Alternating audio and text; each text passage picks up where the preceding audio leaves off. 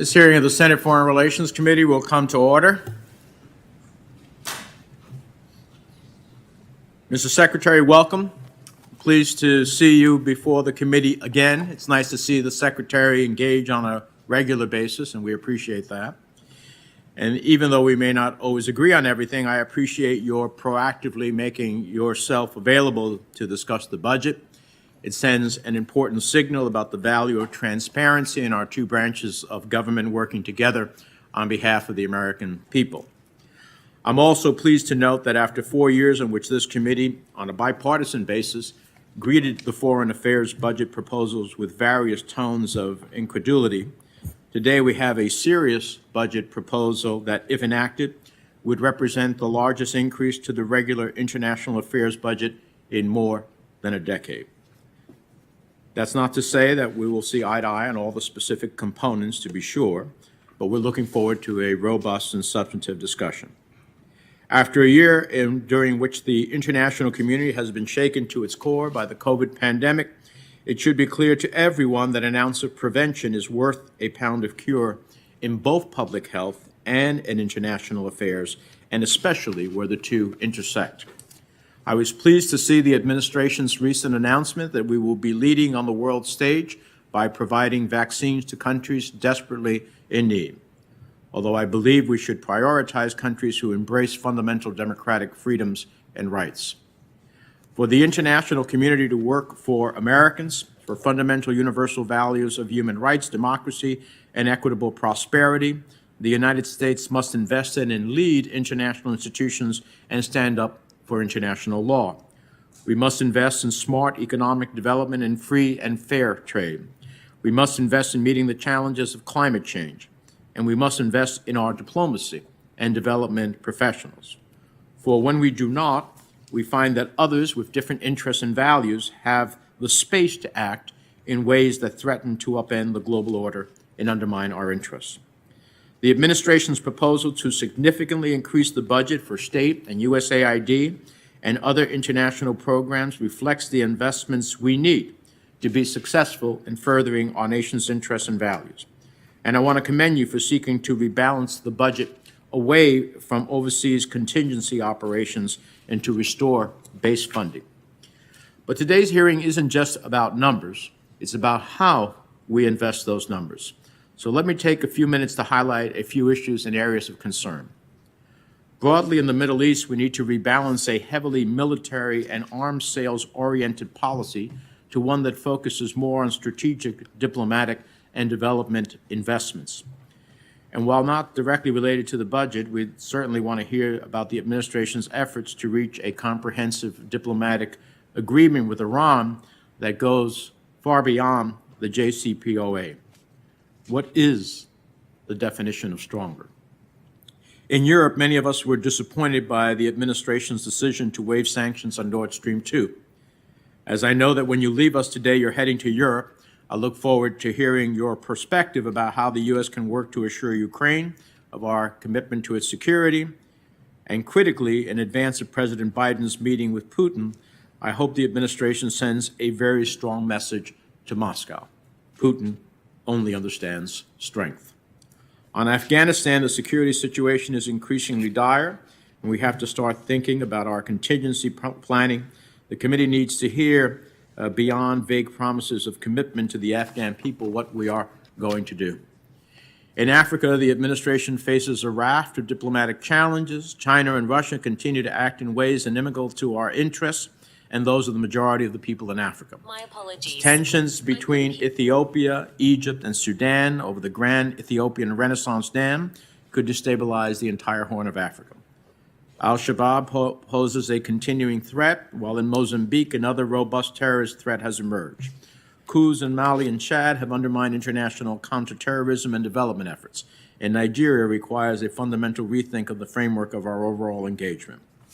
In Latin America and the Caribbean, the COVID-19 pandemic is exacerbating social and political pressures with serious implications for regional stability. We are also seeing a fraying of democratic consensus with deeply flawed elections and far too common attacks on the separation of powers, with the potential results of democratic decay all too apparent in the humanitarian crisis in Venezuela or the irregular migration streaming from Central America. I also look forward to hearing what we are doing to get to the bottom of apparent attacks on U.S. personnel and family members that have left many with ongoing and debilitating injuries, and the steps the state is taking to ensure our personnel are protected. Beyond the immediate health impacts of the COVID pandemic, I also look forward to hearing from you how the United States will address secondary impacts of the pandemic, given that 36 countries and 130 million people could now experience famine this year. I'm also eager to understand how the administration plans to address the needs of the 235 million people worldwide that require humanitarian assistance and protection, a near 40% increase over 2020. Across the globe, authoritarian regimes and non-state actors have impeded humanitarian access to devastating effect, and how the administration intends to address the horrific trend of sexual and gender-based violence in Tigray, Ethiopia, Burma, Xinjiang, and elsewhere, where governments use sexual violence as a weapon of war against religious and ethnic minorities. Finally, as the Senate continues with consideration of its China package, including the Strategic Competition Act this committee voted out on a bipartisan basis, I'm interested in your views on how to resource and posture ourselves in the Indo-Pacific and successfully compete with China across all dimensions of power. It's a long list of concerns, Mr. Secretary. You well know that. It's hardly comprehensive even, but that's the world that we have, the challenges that we face as a nation. So we look forward to hearing your thoughts and ideas for how we meet this signal moment in our country and our planet's history, and the role you envision for the Department of State in helping our nation to do so. With that, the distinguished ranking member, Senator Risch. Well, thank you, Mr. Chairman, and I join you in the expression of frustration for the tremendous number of issues we have and the minimal time we really have to deal with them here, but it is what it is, and we're just going to have to triage and deal with what's most important. Mr. Secretary, I understand that you're off to the G7 summit immediately after this meeting, and so I'd like to start on a positive note. There's some bright spots in the President's International Affairs budget request. I was pleased with the emphasis on advancing U.S. global health security. Chairman Menendez and I continue to work on legislation to improve pandemic preparedness and response. It is a high priority for myself, and I think I speak for the chairman in saying it's a high priority for him also. It's something that this committee really needs to do in light of the things that have happened over the last year and a half. I look forward to seeing how we can align this effort with the Department of State, which obviously plays and will play a large role as we go forward. But overall, the request is consistent with a troubling pattern where Congress is asked to provide more and more, and the administration does not respond in kind, and we'd like to see that improved. We see this plainly in the partisan American Rescue Plan, which provided $10 billion to help combat the COVID-19 pandemic overseas 3 months ago. And I still don't feel that I have an understanding of how this plan will put those resources to good use on the ground. The President also pledged to share 80 million surplus doses of U.S.-approved COVID-19 vaccines over a month ago, and just last week provided a snapshot of where they will go. But I don't feel I have a comfortable understanding of the information that should be provided with this. I'd really like to see how the administration will ensure that U.S. financial contributions to COVAX, which are important, are not used to purchase and distribute the substandard Chinese vaccines. We've all seen how those have worked out in the field. The President has now asked for a 12% increase in foreign assistance spending for fiscal year 2022. Here again, Congress is asked to provide more money. We need more transparency and more accountability, of course. The challenges we face overseas are immense, but throwing good money at bad problems hasn't solved much in the past and will not solve anything today. Increasing foreign aid absent a clear strategy that emphasizes efficiency, effectiveness, and ultimately self-reliance will not advance U.S. strategic interests.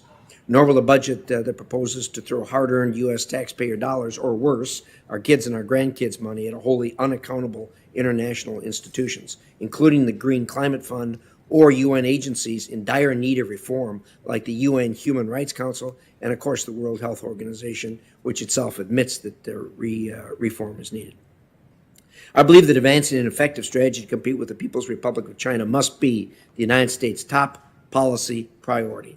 I expect we will hear today about how this budget addresses this strategic imperative, and we need to fortify U.S. engagement in the Indo-Pacific region. The Strategic Competition Act, which recently passed out of this committee on a 21-to-1 vote, provides a roadmap. I had hoped, and I think the chairman had hoped, that we would get a standalone vote on this on the floor when a bill comes out that is as important as that is, deals with the complexity that it did, and comes out in a 21-to-1 vote. It really should get consideration. Instead, of course, it's been placed in the other bill, which obviously is uncertain where that will go. The bill that we had authorizes funds to provide strategic direction for countering Chinese influence. It mandates increases for diplomatic engagement, foreign assistance, and security assistance for Indo-Pacific. Finally, it will help countries better organize infrastructure deals without falling into a Chinese debt trap or compromising their sovereignty. I'm hoping that whatever happens with the large bill, if it does not pass, that we get a vote on our bill, this committee's bill. With regard to the Iran deal, I'm deeply troubled by the direction Iran negotiations are headed. This is no surprise to you, Mr. Secretary, as we have talked about it over and over again. While your negotiators are in touch with the committee, they are, like their predecessors on the original JCPOA, totally unresponsive to congressional objections. These are not consultations, but simply notifications. Not one of the suggestions I've made has been accepted, either in the first JCPOA negotiations or in the ones that are ongoing now. It's clear that it's intended that we, the United States, rejoin the failed nuclear deal unchanged after the Iranian elections. Your promises to lengthen and strengthen them will come later, but the idea of follow-on agreements is unrealistic and, I would argue, delusional. I can't understand why anyone would think that if the Iranians won't agree to the things we want them to agree to up front, why in the world would they agree to it after the fact when they get everything that they've asked for in the negotiations? The Iranians will never agree to return to discussions without the threat of continued sanctions. Additionally, the administration's plan to pursue sanctions relief not consistent with the original nuclear deal are deeply concerning, especially as you consider rolling back terrorism and other sanctions not covered in the original deal. Moving to Israel, I applaud the administration for refusing to bow to progressive demands that we abandon our closest friend and ally as they face down a terrorist organization. This is a matter of Iran-backed terrorism against Israel, a sovereign nation, and that is being done by a designated terrorist organization, Hamas, using its own people as human shields. I'm disappointed that some of my colleagues in Congress would call this enduring partnership into question. At the same time, I'm concerned that the administration is rushing to normalize relations with the Palestinian Authority without gaining elimination of the pay-for-slay program and other Palestinian actions that glorify and actually reward violence and terrorism.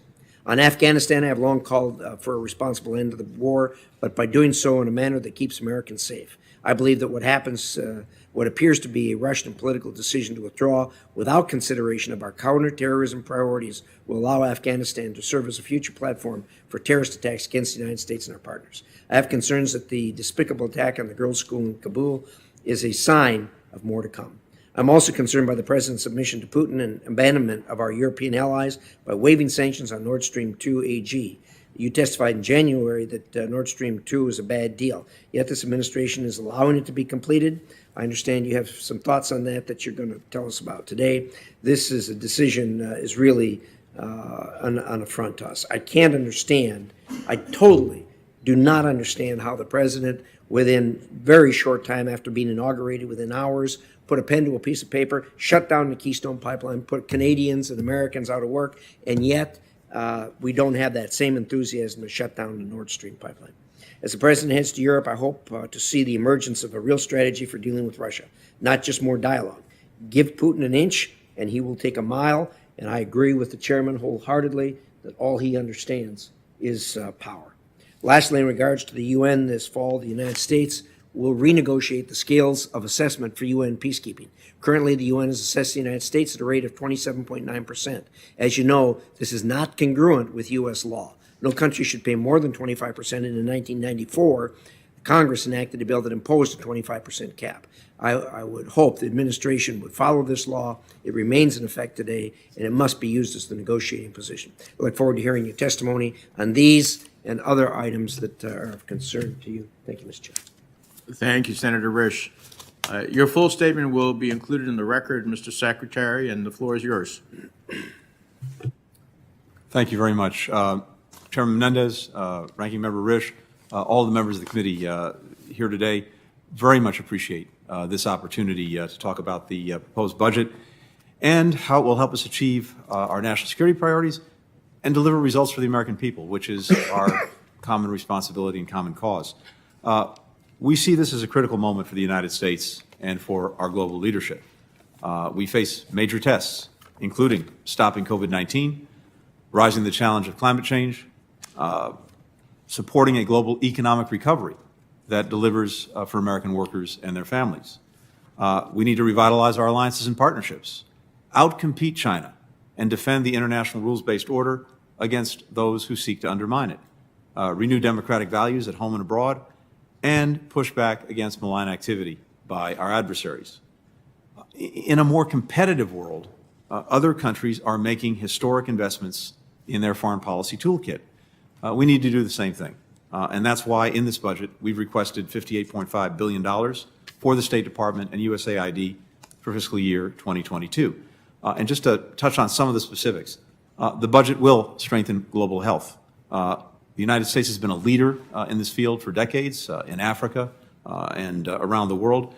We're asking for $10 billion for global health programs, including nearly $1 billion for global health security to help us prevent, prepare for, respond to future global health crises so we can stop outbreaks before they turn into pandemics that put our safety and prosperity in danger. The budget would accelerate the global response to climate change and the climate crisis by providing $2.5 billion for international climate programs, including $1.25 billion to the Green Climate Fund, to help developing countries implement climate adaptation and emissions mitigation programs, which is directly in our interest. We would double down in this budget on the fight for democracy, which, as we all know, is under threat in too many places. People talk about a democratic recession around the world. Our budget request includes $2.8 billion in foreign assistance to advance human rights, to fight corruption, to stem the tide of democratic backsliding, to strengthen and defend democracies. For example, through technical training for elections and support for independent media and civil society. We also request $300 million for the National Endowment for Democracy. The budget would support a comprehensive strategy to address the root causes of irregular migration from Central America. It would invest $861 million in the region as a first step toward a 4-year commitment of $4 billion to help prevent violence, reduce poverty, curtail endemic corruption, and expand jobs and educational opportunities.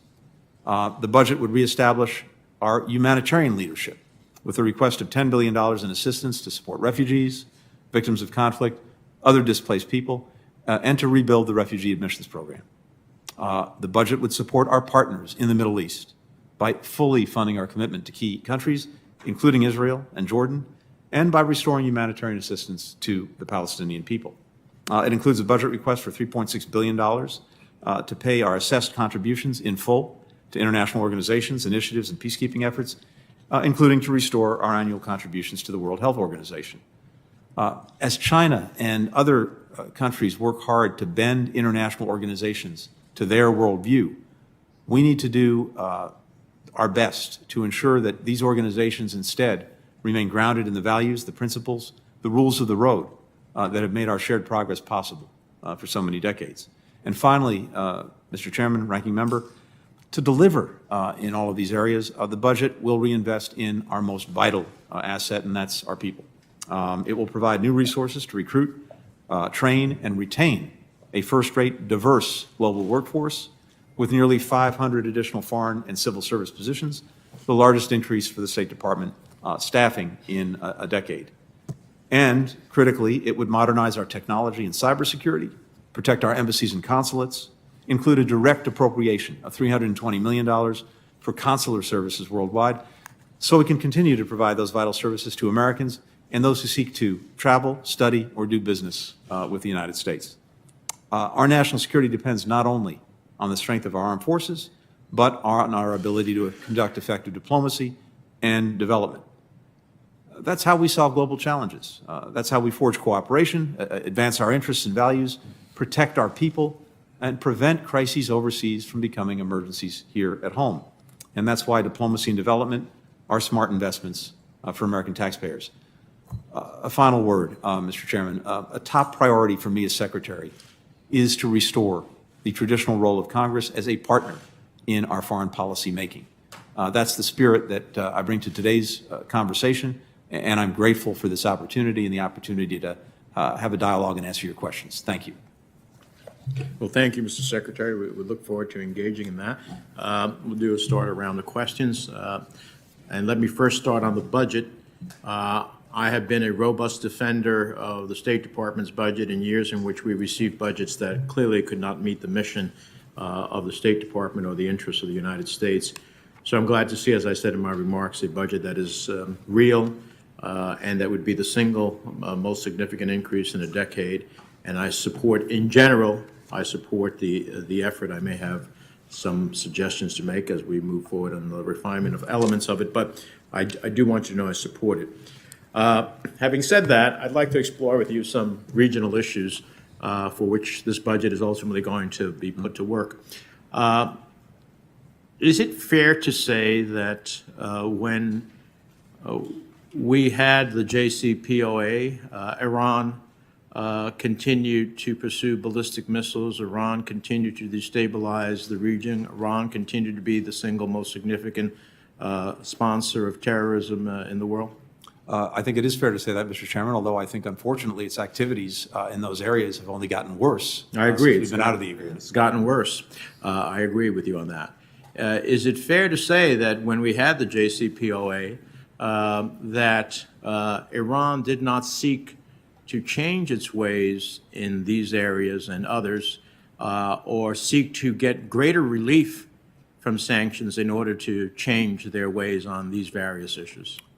During the time the JCPOA was enforced, to the extent we were a participant in, I think that's a fair assessment. Yeah. Yes. And so here's the concern that I and others have. The Iranians have gotten onto the fact that when they want relief, they accelerate their programs. Now, I wasn't a supporter of the JCPOA. I think everybody knows that. I also wasn't a supporter of President Trump arbitrarily and capriciously leaving the agreement without allies at the end of the day, or a strategy to achieve a goal. And in fact, Iran has advanced its nuclear program since President Trump left the agreement. It has greater capacity. It has enriched more material. And of course, none of its other malign activities have stopped. They've gotten worse. So the question is, if all we return to is a compliance for compliance basis, which is my takeaways from the conversations I've had with your negotiators, and if we have a history that Iran never sought to get more relief in return for dealing with its other malign activities, what's going to make us believe that, in fact, a return to compliance for compliance is going to produce anything stronger than what we had? Two things, Mr. Chairman. First, compliance for compliance, if we get there, and that remains a big if, which we can come back to, it has to be a first step, not a last step. I agree with that. We have an immediate challenge, which is that, to your point, Iran's nuclear program is galloping forward. It is enriching at higher levels, 20%, even 60% in small cases. It's using more advanced centrifuges. The breakout time that the agreement established, an agreement that on its terms was working, is verified by our intelligence folks as well as the international experts, pushed the breakout time to a year. We're now down, based on published reports, to a few months. If this continues, if they continue to enrich at the levels and in the ways that they're doing, it will get down eventually to a few weeks. So that is a concrete problem. We have an interest in putting that nuclear problem back in the box, because an Iran with a nuclear weapon or with the ability to produce fissile material on very short notice to get one is an Iran that's going to be an even worse actor in terms of its impunity in all of these other areas. Having said that, I agree with you that, again, this would need to be a first step, not a last step, and we would seek to build on it. What does stronger mean? Your administration, you herself in testimony before the committee has said, we seek a longer, that I get, and stronger, but what does stronger mean? So I think we have to look at specific aspects, whether there are areas where we can get even stronger commitments from Iran. But of course, if we do that, we can expect that Iran would ask for things in return. So we'd have to gauge whether whatever improvements might be made in terms of stronger would be worth whatever needed Iran would seek. The longer piece, as you know very well, is important because a number of the provisions in the agreement sunset, although I would point out that the most critical provisions, that is the ability to enrich beyond 3.67%, the ability to have a stockpile of more than 300 kilograms of enriched uranium, these go till 2030. So there's still some time built in if we come back to compliance. But I think we need to look at those. I hope, Mr. Secretary, that as we are assuaging our European colleagues and cohorts in this effort, that they are truly committed to the stronger part. Because my experience with them is they want to solve the immediate problem, but getting them to follow on the longer term problems is a much more difficult proposition. So let me turn to Russia. I'm sure many other members will ask you this, but I want to give you an opportunity. I think many of us on a bipartisan basis were deeply concerned about the administration's decision to waive sanctions on Nord Stream 2 AG and its CEO last week. As the president heads to his meeting with Putin, I'll reiterate from my perspective, we know what Putin is. As the president himself has said, he's a murderer. He's KGB, and he only understands strength. I would have thought that one of the most significant ways to show strength is to ensure that the pipeline is killed. Now, you all, from your analysis, may come to a different conclusion, and I certainly understand the importance of Germany.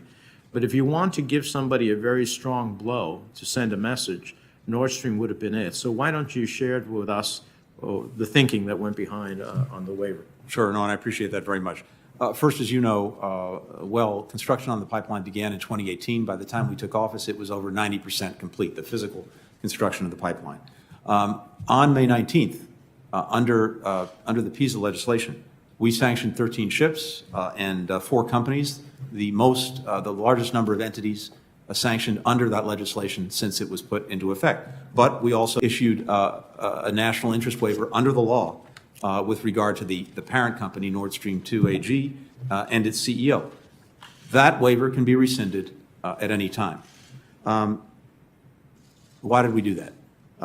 The worst possible outcome from our perspective would be physical construction of the pipeline completed, relationship with Germany poisoned, no incentive for Germany to come to the table to make good on working to mitigate the serious negative consequences of gas flowing through this pipeline. The Germans have now come to the table. We are actively engaged with them.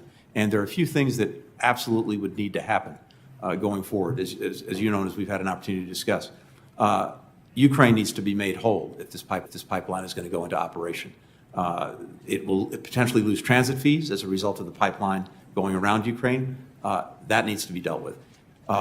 We must make sure that Russia cannot use gas or energy as a coercive tool in its relations with Ukraine or any other state in Europe. There are ways of doing that, making sure that there is backup so that if gas is denied, we can provide it. Other ways of securing and strengthening Ukraine, various snapback mechanisms so that if Russia acts in an inappropriate way, there is some automaticity in the actions that are taken by us and by Germany. So we're engaged with them on that. At the same time, as you know, even when the pipeline is physically complete, for it to go into operation, it still requires insurance, it still requires various permits, and we're looking very carefully at all of that. So what we need to do now is, and it's exactly what we're doing, engage with the Germans to see if we can deal with the negative consequences of this pipeline going into operation. And there's a distinction between the physical completion of the pipeline, which in our judgment, we simply could not stop. It was too late to stop the joining of those pipes. Its operation is another matter. What we can do for Ukraine and others is also another matter. Parenthetically, last point, the President spoke to President Zelensky today, invited him to the United States. We're in very active engagement with Ukraine as we go forward on this. Well, we're happy to see you did that, and we look forward to seeing what you do as it relates to the potential operational capacity if you don't get what you want. And last point, I'd commend your attention to a Washington Post op-ed that we did on Iran and a different pathway forward, a positive different pathway forward. Senator Risch. Thank you, Mr. Chairman. And I'd like to associate myself with your questions regarding Iran deal. Look, Mr. Secretary, I don't think there's anybody here that would suggest that the dealings you're going to have with Iran aren't tough. They are tough. It's not easy. What is easy is to say no and push your chair away from the table if you can't get them to where you need to be. And the JCPOA didn't come anywhere close on that. One of the biggest problems I had was the tremendous amount of cash that was given to the Iranians. There's no doubt in my mind that part of that cash wound up paying for the munitions that were dropped on Israel in recent days. There's no doubt in my mind that part of that cash was paid to arm the Houthis in order to continue their attacks against Saudi Arabia. There's no doubt in my mind that part of that cash was used to construct and deliver missiles into Lebanon that we all know are there. And this business of just handing cash over to these people is a bad, bad deal. And I suggested last time that if indeed cash is allowed to flow into Iran, that it be put in some kind of a lockbox or have some kind of oversight over it so that it can't be used for the nefarious purposes that Iran wants to use it for. And I suggested that last time, and I was told, oh, no, they won't agree to that. Well, if they won't agree to that, you know where that money's going to go. And I don't know how somebody could ask us to vote for it when we know that that money is going to be money that causes blood to flow. So I would hope you take a look at that. There's, as you know, there's billions in South Korea and other countries that that the Iranians want freed up, and that I've heard discussion would be freed up if indeed another JCPOA deal was reached. And I'm very concerned about doing this again. I mean, we've seen exactly what happened, and that's what's going to happen again. And it's troubling. It's really, really troubling when you give money to these kind of people. So I don't know. I have irreconcilable differences with the administration on simply going back into the JCPOA that we were in before. It seems to me that we've gotten ourselves in a position, whether you agree or disagree with what the prior administration did, it's gotten us to a position where they are deeply weakened compared to when the administration took office. So I would hope you take advantage of it and just say no. In development of missiles in absolute violation of resolutions of the UN should not be tolerated. Why sit at a table with people that are going to look you in the eye and say, look, we don't care what you say, we don't care what the UN says, we don't care what the rest of the world says, we are going to develop missiles, and you can go pound sand, and then we hand them billions of dollars. It doesn't make sense. Well, in any event, I wish you well in it. I wish you'd say no and keep the sanctions in place. We will be willing partners, at least this senator will, as far as ratcheting up more of those sanctions against that country. Let me ask a specific question. On the money that I looked at it in this budget that is going to other countries for addressing global warming, I'm really lost as to what that's going to go for. It's really vague in there. Can you help me out what it's going to be used for? Sure. Thank you. Here's the challenge for us with dealing with global warming and dealing with climate change. We are taking significant steps to curb our emissions, but even if we do everything right, at least in the way that we see it, we're 15% of global emissions, so we do everything right, we still got 85% of the problem left. And other countries have to come along. And of course, we do not want to be the ones doing all of the work. We have to get others to do what they need to do as well to deal with Well, we problems. can't be, can we? I mean, if we're only 15%, we can't finance the other 85%. So it's not financing the other 85%, but there are some countries that need to take meaningful actions to curb emissions that will need assistance in developing and adapting technologies that can help them curb those emissions. So the Green Climate Fund, for example, is a way of helping countries without the means to do it to adapt technologies that will curb emissions and also build resilience against some of the challenges posed by climate change right now. Is there a plan that we can look at in that regard and identify the countries that are going to get this money and how much they're going to get? I believe there is, and I'm happy to share Please do that with you. Go ahead. No, I was going to say, we're happy to come back to you with the details on that. All right. Thank you. I didn't allow you to respond on the Iranian situation. Yes, and look, and we've had the opportunity to talk about this we have a number of times. Appreciate your. First, all of the egregious actions which we share condemnation of with you that Iran is engaged in are happening under maximum pressure. Not more. It's gotten worse, not better. So that effort did not solve the problem, a problem we all acknowledge. Whether we like it or not, and we don't like it, Iran has been engaged in these activities, including support for Hamas, including support for other terror groups, including support for proxies, engaging in destabilizing activities across the board. It was doing that before the JCPOA. It continued to do that during the JCPOA, and it's gotten worse since we got out of the JCPOA. Our challenge now, I think, is threefold.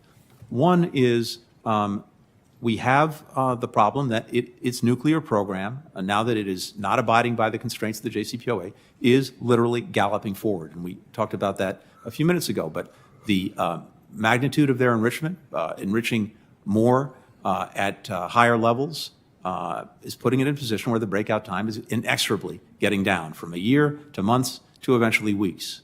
And that is a problem for us. Also, if this continues, what it is learning, what it is able to master in the time that it's doing this is going to be very hard to pull back. So we have that incentive. That's one piece. The second piece is, and I agree with both you and the chairman, that is, in my judgment, a necessary step. Put this back in the box, but an insufficient one, and we have to build on it. But not only in terms of the agreement itself, in terms of these other actions that Iran is taking that we all profoundly object to. We will retain all of the tools to do that, to push back on them for these actions. I think we will have greater cooperation and coordination from partners who over the last few years have been focused almost entirely on preserving the nuclear agreement, not actually working with us to help curb some of these other actions. So we have to be able to do all of that, and what I can tell you is we are determined to do that. But we need to put this nuclear problem back in the box that it was in and move on from there. Well, my time's up. Thank you, Mr. Chairman. But let me just conclude by saying we both know, and the world knows, that there's another entity that's going to do something about this. Whatever the JCPOA says or doesn't say, whatever everybody else agrees to, there's another entity that has taken a solemn oath that they will never have, Iran will never have a nuclear weapon. And I guess the biggest question would be, what happens when you get the call? Thank you. Senator Cardin. Secretary Blinken, welcome. You've been very busy. It's a challenging world. I certainly agree with Senator Menendez, our chairman, that we welcome the budget that has been submitted for our foreign policy issues. It certainly reflects the commitment that we have a value-based foreign policy. I was particularly pleased by your statements here about your commitment to good governance. The press statement for your FY22 budget says it includes a significant increase in resources to advance human rights and democratic values, fight corruption, stem the tide of democratic backsliding, and defend against authoritarianism. And then in the INL budget, you have a particular focus on the anti-corruption activities. So you mentioned some of that during your opening statement, but I would like to drill down to one aspect of fighting corruption, which I believe is desperately needed within the State Department, and that's the capacity in each of our missions to understand the circumstances in the host country, to get the best intelligence information about their system and what can be done to fight corruption, and then impressing upon the host country our interest in helping them in dealing with anti-corruption measures. Do we have enough resources in this budget to be able to develop that type of capacity within the missions? Thank you, first of all, for putting a spotlight on that. Thank you for all of the work you've been doing over many years. I think of all of the bad things out there that we're dealing with, corruption in terms of the corrosive impact that it has on democracy is got to be very near the top of the list. And parenthetically, I think if we look at virtually any popular movement over the last decade or 15 years, whether it's the Tunisian fruit vendor, or whether it's Tahrir Square, or whether it's the Maidan in Ukraine, whether it's protests in Brazil, the common denominator each time is revulsion at corruption. Sometimes it's the reason. It's certainly a reason that we see people at some point just get fed up. So we're determined to make sure that we have the resources to do exactly what you're talking about in a couple of ways, and we welcome working with you going forward to make sure that this is as sharp as possible. First, we need the human resources, the expertise in the department, and the ability to support and deploy that expertise, to your point, to our embassies. So people who have the training, have the background, have the skill set to work on these issues. I think a part of our request that is so significant to me is the additional almost 500 positions. But this is not asking for just 500 positions in a vacuum. There are specific areas where we know we need to build up our capacity that we'll look to use this and other flexibilities to address. And this expertise on economic matters, on corruption is one of them. Technology is another. China is a third. Global health is a fourth. So we're very focused there. Second, we have to do this in close collaboration and coordination with the other expert agencies in our government. And that, I think, there's a real commitment to do that. The National Security Advisor, Jake Sullivan, who brings all of us together, is very focused on this. And so we have to do that. Third, I think you saw Vice President Harris just today announce the surging of experts to some countries in Central America to help them, to the extent they're willing to be helped, deal with endemic corruption. So we have some ability to surge expertise. The long and short of it is, though, I'd very much welcome working with you on this to make sure that we do have what we need, and we're certainly very open to ideas for how we can do this more effectively, and then make sure we're resourced appropriately. I appreciate that. And it also helps us if we then have the information we need to impose sanctions such as Global Magnitsky by having that capacity in each of our missions. The administration's talked about multinational approaches, and I certainly support multinational approaches. So let me talk about the Sustainable Development Goals that were created in 2015. Goal 16 deals with good governance, which is the areas that we're talking about here, in getting our international support for efforts to make significant improvements in governance. The prior administration failed to support the UN Joint SDG Fund, which is the sole UN funding vehicle for to energize private sector and other resources to support the SDGs. Given President Biden and your renewed commitment to American multilateralism and sustainable development, what steps will this administration take in order to advance the SDG goals, particularly Goal 16? I think we need to make sure that we are dedicating our appropriate share of resources to advance these goals. This is one of the reasons we want to try to make right by our commitments to international institutions and to various programs in those institutions that advance the interests of the United States. Parenthetically, when we don't do that, our influence and our ability to shape how these programs are carried out is diminished or lost. So we have an interest in making sure that the focus that these institutions bring to the problem is appropriate and effective. But the long and short of it is, we believe we need to fund our commitments and then be at the table in the room to help carry them out. And I would just add, in multinationalism, the Organization of American States, the OSCE, and other international organizations where the United States leadership can play a critical role to focus those organizations, in addition to the United Nations, in these values that are critically important to our national security. I would just urge you to work with us to see whether we can't be more effective in getting multinational focus on dealing with corruption.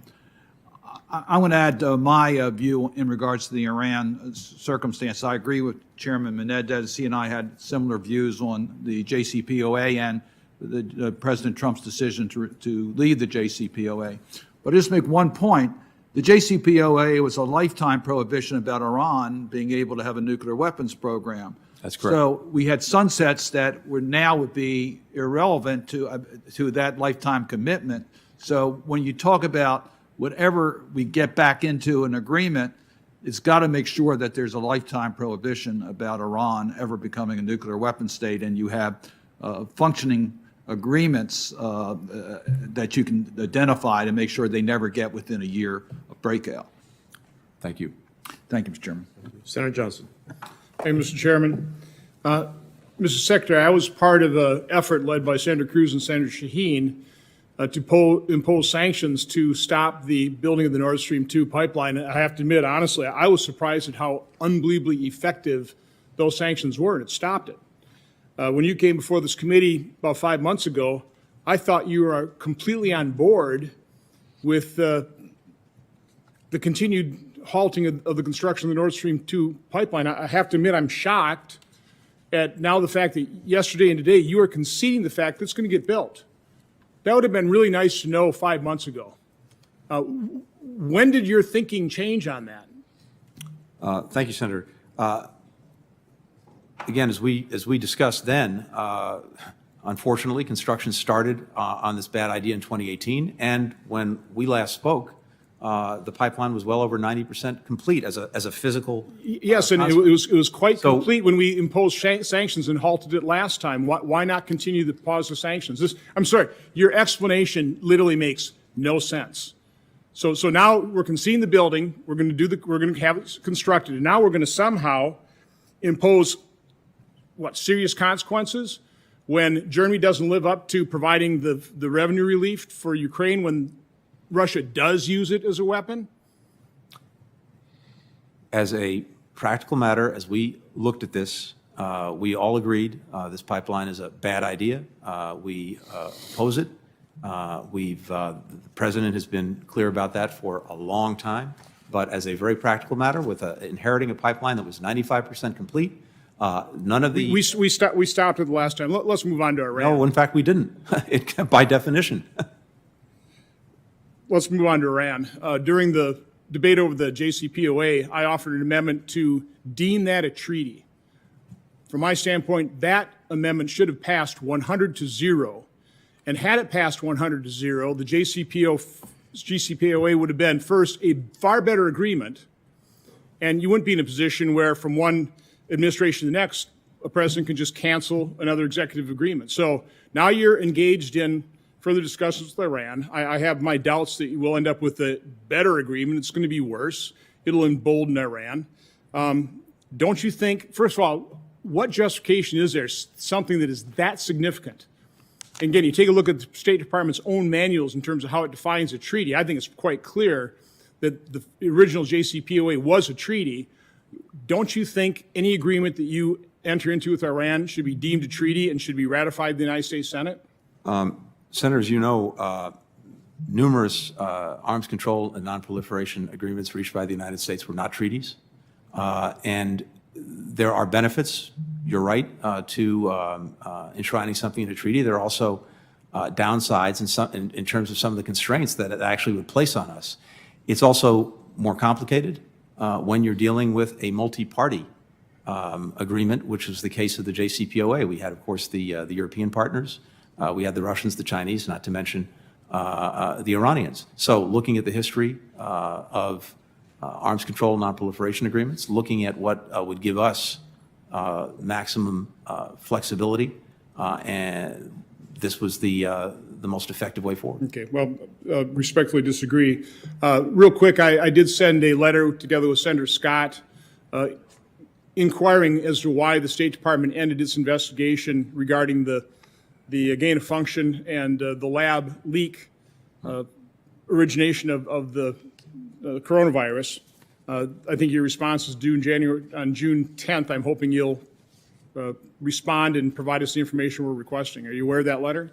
Yes, thank you, Senator. I am, and and we'll certainly respond to that in a timely fashion. But just to, for what it's worth, to try to clear this up, because there's been a lot, unfortunately, of erroneous reporting on this.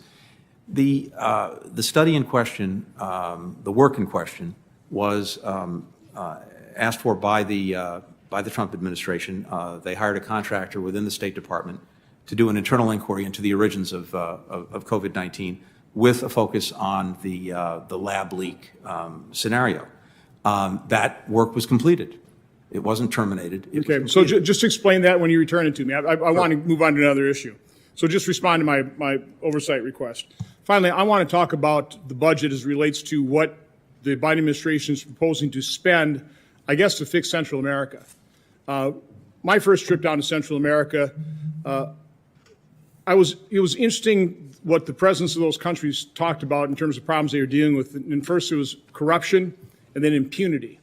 Mm-hmm. Obviously, I understand corruption. I thought impunity, that's odd. I mean, what are you talking about there? And the fact of the matter is, they're talking about the fact that the drug cartels are untouchable. And by the way, the drug cartels in Central America, because through our drug interdiction efforts, we stopped, or we certainly redirect the flow through the Caribbean and up through Central America, destroying those societies in many respects. So I don't know what amount of money we can spend in Central America to really address the drug lords. I keep hearing the root cause of this problem is the violence in Central America. I would argue the root cause of the violence in Central America is America's insatiable demand for drugs. So the border crisis, which is the current crisis, is completely the result of the actions that President Biden took when he first entered office, ending the successful migrant protection policy, the agreements with those countries, and quite honestly, not completing the 250 miles of border wall that is bought and paid for. So I listened to Vice President Harris talking about, oh, yeah, we're going to secure the border. I see no evidence of that. So tell me how you can expect a few $100 million or I don't exactly know the exact amount you're really proposing over the next couple of years during this administration of pouring into Central America to try and fix the push factor when the push factor is caused by our insatiable demand for drugs and the flow of migrants. And by the way, the presidents of those countries were pleading with me and on a bipartisan basis to other Senate colleagues, please fix your laws. This isn't good for us to lose our future, to have this outflow of people. We need to rebuild our economies. So please explain how these policies are going to result in anything and how that money isn't going to just be completely wasted in Central America. Thank you. There are a number of things that we need to do and do it at the same time. We have to have, and we're determined to have, and we will have a secure border. We have to have a rational immigration policies, and we have to deal with these drivers. And I think it's fair to say that folks don't just wake up in the morning in Guatemala or Honduras or El Salvador and say, boy, it would be a lot of fun to just give up everything I know, my family, my language, my culture, my community, take this incredibly hazardous journey, put myself in the hands of coyotes, come to the United States, and the border's closed in any event, and that would be a great thing to do. We know that there are very, very serious things in their lives that are pushing them to take these chances. And these are things that I think we can help address. To your point, you're right. I think there are a number of factors involved. The corruption, lack of good governance, the impunity in terms of violence. The single biggest driver in most places, in my estimation, though, is fundamentally a lack of opportunity, a lack of a job, a lack of a paycheck, being able to put money on the table, feed their families. And this is a place where I think we can have a real impact, working primarily with the private sector, which has to be the engine for these kinds of investments. The government can help and be a catalyst. We need to see that. Of course, governments need to do the work to put in place some of the laws and structures that make private investment more possible. So we're working on that as well. But if we don't also deal with these drivers, it's just very hard to overcome the choice that people make to put their lives in someone else's hands to try to come here. We have to be able to do all of that, and that's where the President's plan goes. I'd be happy when the time comes. This is not just throwing money at the problem. There are and will be serious metrics, serious oversight, serious benchmarks for what we're trying to accomplish. And last thing I'd mention on this, if I can, part of the challenge is that you have governments that we can't work effectively with because of corruption and because of gross mismanagement. Well, we'll be working with others, with the private sector, with civil society, with NGOs, with organizations that do this work, with local communities, as the case may be, to try to make sure that any funds that we ask our taxpayers to dedicate to this are used wisely and effectively and are not wasted. And I really welcome an opportunity to work with this committee on that. Thank you. For the information of all members, there's a vote that started at 3:07. It's the chair's intention to continue to work through and rotate as members come in and out because we have a time finite with the secretary and we have members who want to ask questions. So I'm going to work through these votes. With that, Senator Shaheen. Thank you, Mr. Chairman and Mr. Secretary. Thank you for being here and for the hard work that you're doing to restore America's credibility in the international community. I have, in New Hampshire, we have a short border with Canada, but I have a number of constituents who have relatives in Canada. We have a number of businesses who do business in Canada. There is a lot of cross-border traffic, and the border closure has been a real hardship for so many of our citizens. My office heard from a constituent in Belmont, whose mother had passed away in January in New Brunswick. He wanted to go to the funeral because they couldn't delay it any later than May 31st. The Canadian government told him in order to do that, he would have to quarantine for 5 days. He couldn't take the time off from work. He couldn't get a waiver. And so I appreciate that this has been a joint agreement between Canada and the United States. But at this point, given the increasing vaccination rate on both sides of the border, I hope that you will commit to doing everything you can to get that border open so that the hardship that my constituents and other constituents are experiencing will end and they can resume normal relationships with their families and business in the way that will benefit them.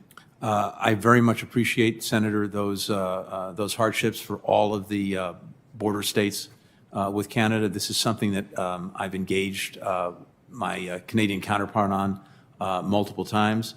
We're trying to work through these challenges, and I've gotten some, I think, relatively more positive feedback from him recently that I'm happy to share with you. It's a work in progress, and if there are specific instances or cases, please as well bring them to my attention, to our attention, so that I can also share them with our counterparts. But to your point, I think we're hopefully getting to the point. We certainly are. Canada's a little bit behind where we are, but we're getting to a better point. Well, good. I appreciate that, particularly as we're getting into the tourism season. There's a lot of cross-border traffic between Canada and the United States, and it's critical to our state and others along the border.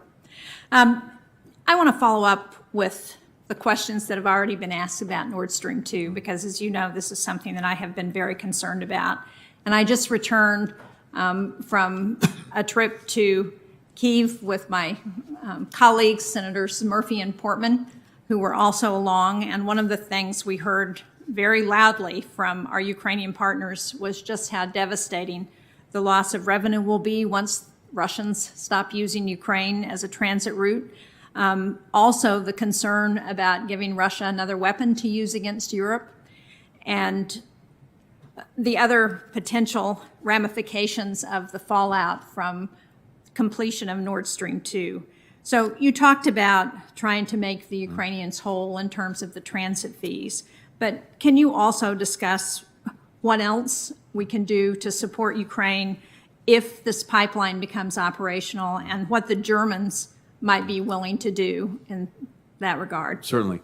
And I think there are a number of things that we're looking at, that we need to look at, and of course need Germany and others to look at and ultimately take action on. One is the possibility of actually extending the existing transit agreement for many years into the future, so that Ukraine would continue to benefit from the transit fees. If that doesn't work, I think finding ways to make Ukraine whole for the lost transit fees is something that the Europeans would need to step up to. The other side of the coin that you just alluded to is making sure that we have in place, and Europe has in place, appropriate reserves and appropriate means to counter any attempt by Russia to use gas or oil as a coercive political tool, so that they can't be subject to blackmail. There's another thing that's really important here, which sometimes gets missed in the equation, which is Ukraine's own energy potential and efficiency potential is very, very much unrealized. And if Ukraine used energy more efficiently than it does, a lot of the leverage that Russia might acquire will be diminished significantly. So there's a lot of work to be done there. Finally, I think that when it comes to Russian misbehavior in general in that part of the world, we're looking to our allies and partners to commit upfront to taking action and to taking steps in response, so that we don't have to scramble if Russia does something bad to try to bring people along. All of that and more is on the table, and we're looking to Germany in particular to make good on some of these things. Well, thank you. As you've heard, this is a very important bipartisan issue for this committee and for Congress, and we will be watching closely and trying to be helpful in any way we can as we figure out how to negate the potential weapon that Russia could have against not just Ukraine, but all of Western Europe. I want to go back to Afghanistan. You alluded to some of the challenges there in your opening statement. And we saw on May 8th a bombing of a school in Kabul, a girls' school, which resulted in about 80 deaths. Many were the schoolgirls. And we know what the Taliban's position is on women and girls. We've seen the deliberate assassination efforts against women who are working. So what steps is the State Department taking to provide for the safety of women and girls after our military has left the country? And do we have a focal point in the State Department for someone who is working on these issues, who we can continue to talk with as we hear from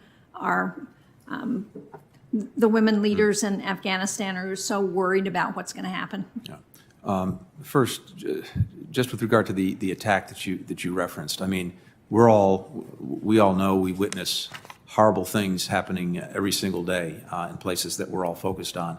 I've got to say, that one in particular, I think it's hard to think of anything more horrific.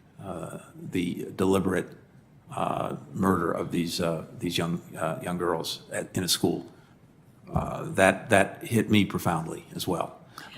Thank you, and I would just point out that this committee and the Senate just passed a resolution condemning that attack, which I hope sends an important message, not just to the Taliban, but to the women of Afghanistan. Well, I think it is important, and it does, because here's what's important. First, even as we withdraw our forces from Afghanistan and NATO withdraws its forces, we are not withdrawing from Afghanistan. We are determined to sustain a strong embassy and a strong diplomatic presence. We're working with other partner countries so that they do the same. We're trying to put in place what is necessary to sustain that, and we'll look forward to actually sharing that with the committee in the weeks ahead. And as a result, to continue most of the programs that we've had in place. We've committed over the years, as you know better than I do, nearly $800 million to programs for women and girls in Afghanistan. We plan to sustain that programming, also more broadly economic development, humanitarian security force support. I acknowledge it's not going to be necessarily a simple proposition. It comes with real challenges, but I believe that with the right embassy presence and the right team, we can sustain these programs and we can provide appropriate oversight to make sure the money is being well spent. That's one piece. The other piece is a future Afghanistan that does not uphold these basic rights, including the gains made for women and girls, is going to be a pariah internationally. It is not going to have support from anyone, certainly not from the United States. That also, I think, is going to have to get factored into the thinking of future governance in Afghanistan.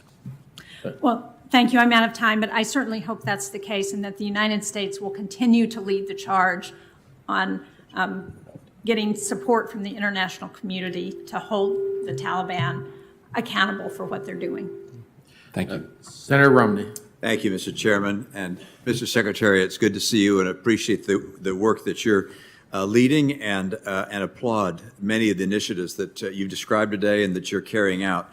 One thing you said today that I want to make a comment about, which is that looking in Central America to try and deal with some of the illegal immigration crisis that we're seeing at the border and attempting to deal with some of the root causes, as you described it, of illegal immigration.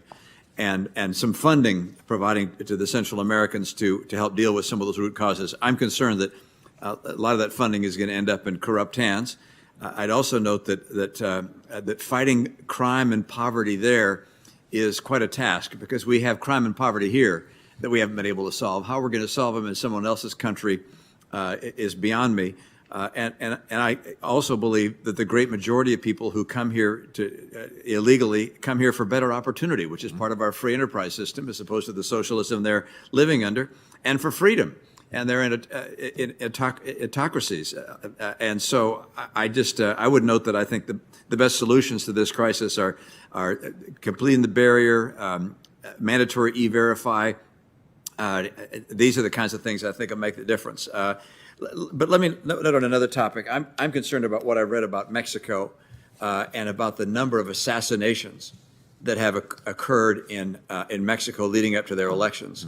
And it read, and I don't have the sources of information that you have, obviously, but it read as if it was almost a failed state. We're not just talking about a few. We're talking about, I think the number was like over 80 people had been assassinated leading up to the elections. This is extraordinary. This is a country that is apparently being ridden with crime lords taking over the government. How bad is it? And is there effort that we can help support the government in trying to bring stability to that country? Senator, I very much share your concern about that, about insecurity in general, this political violence as well in particular, and of course the violence being perpetrated by these drug gangs, transnational criminal organizations that are involved. One of the things that we've done is re-engaged with the Mexicans to restart and hopefully really re-energize the work that we've been doing together on security. So we have a high-level dialogue on security issues that is now restarting, as well as one on economic issues. And so I believe that we can be helpful to the Mexicans in getting a better grip on some of this violence. I acknowledge not easy at all, but necessary. And there too would welcome working with this committee on good ideas to try to advance that. But the bottom line is we're re-engaged with the Mexican government on security issues to see if we can be helpful. Thank you.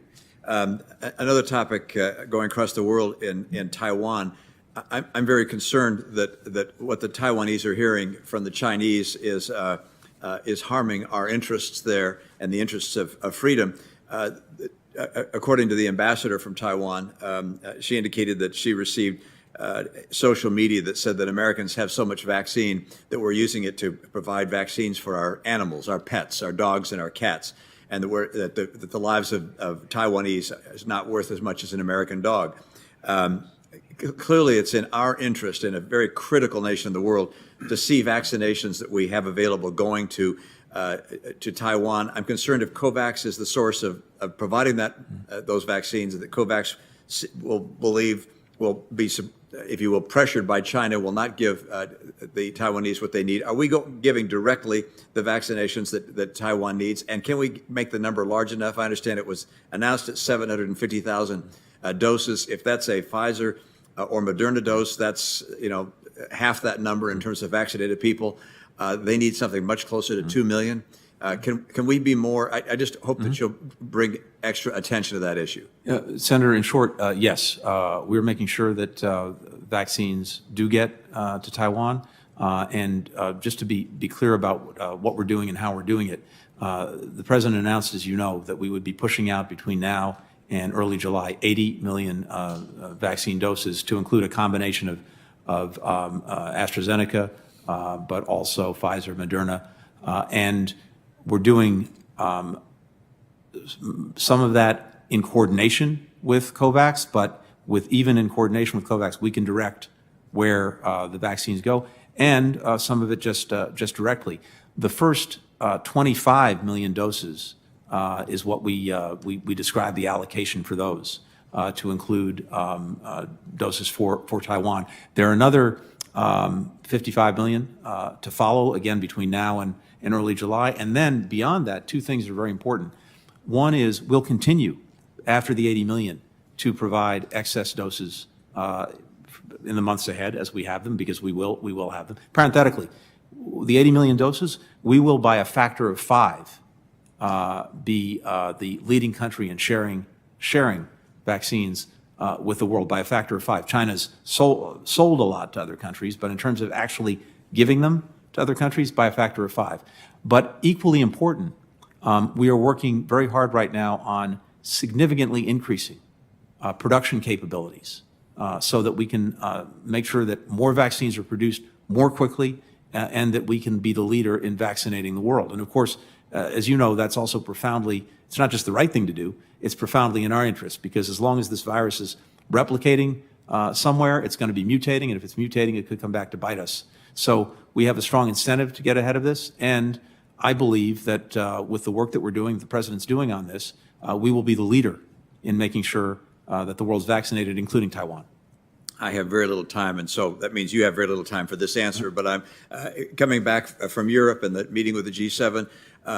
To what extent are you comfortable with or have confidence in the reaction of our other G7 members to the threat that's posed by China? I think, Senator, quickly, and I'm happy to go into more detail at another time, I think there's a rising appreciation for the challenges posed by China, including, for example, when it comes to technology and their various networks. We spent a lot of time talking about that, about resilient supply chains. That concern is rising across the board. Now, there are differences, among certain countries, but I think the work that the Senate is doing, including, I believe, this afternoon, is going to have a very meaningful impact, and we appreciate that. Thank you. Senator Coons. Mr. Secretary, good to talk with you again following this morning's Appropriations Committee hearing. Just following up on what Senator Romney and you were just discussing, I think this is an important moment for bold vaccine diplomacy by the United States. We have long been a world leader in public health. We have, because of the efforts of this administration and the previous one, developed the world-leading, most effective vaccines because of President Biden's relentless focus on vaccinating the American people. We're now at the threshold of 70% vaccination in a number of states, and I do think it's time for bold vaccine diplomacy. What more could we be doing in the Senate on a bipartisan basis to send a strong signal of support for taking decisive steps? I think the announcement last week was terrific. What I heard in both Taiwan and South Korea, as well as from other countries, was very encouraging. But what else would be helpful for you to hear from Congress about this initiative? Thank you for putting a spotlight on that, because I could not agree more with you, with Senator Romney, on the importance of this, and also honestly, the opportunity to show our leadership. So I think the next most important step beyond the vaccines that we have available to share is increasing significantly production capacity in the United States as well as in other parts of the world. If we stay on the current trajectory in terms of the vaccines produced and the pace at which they're being administered, we're not going to get to global herd immunity, roughly 70%, as you know very well, until 2024. That's unacceptable, or at least it should be.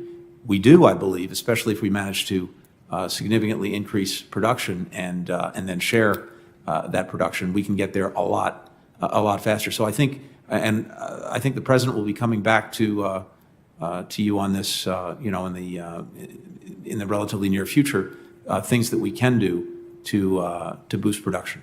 As you know, I had a hand in the BUILD Act and in standing up the DFC. Yeah. I think it's a tool that in partnership with some of our key allies could be critical. While in South Korea, I had a number of conversations about vaccine partnership in terms of manufacturing. Would be excited to work with you on this. Let me move on to the questions that have been raised a number of times today about the Northern Triangle. I'll add to that the Sahel.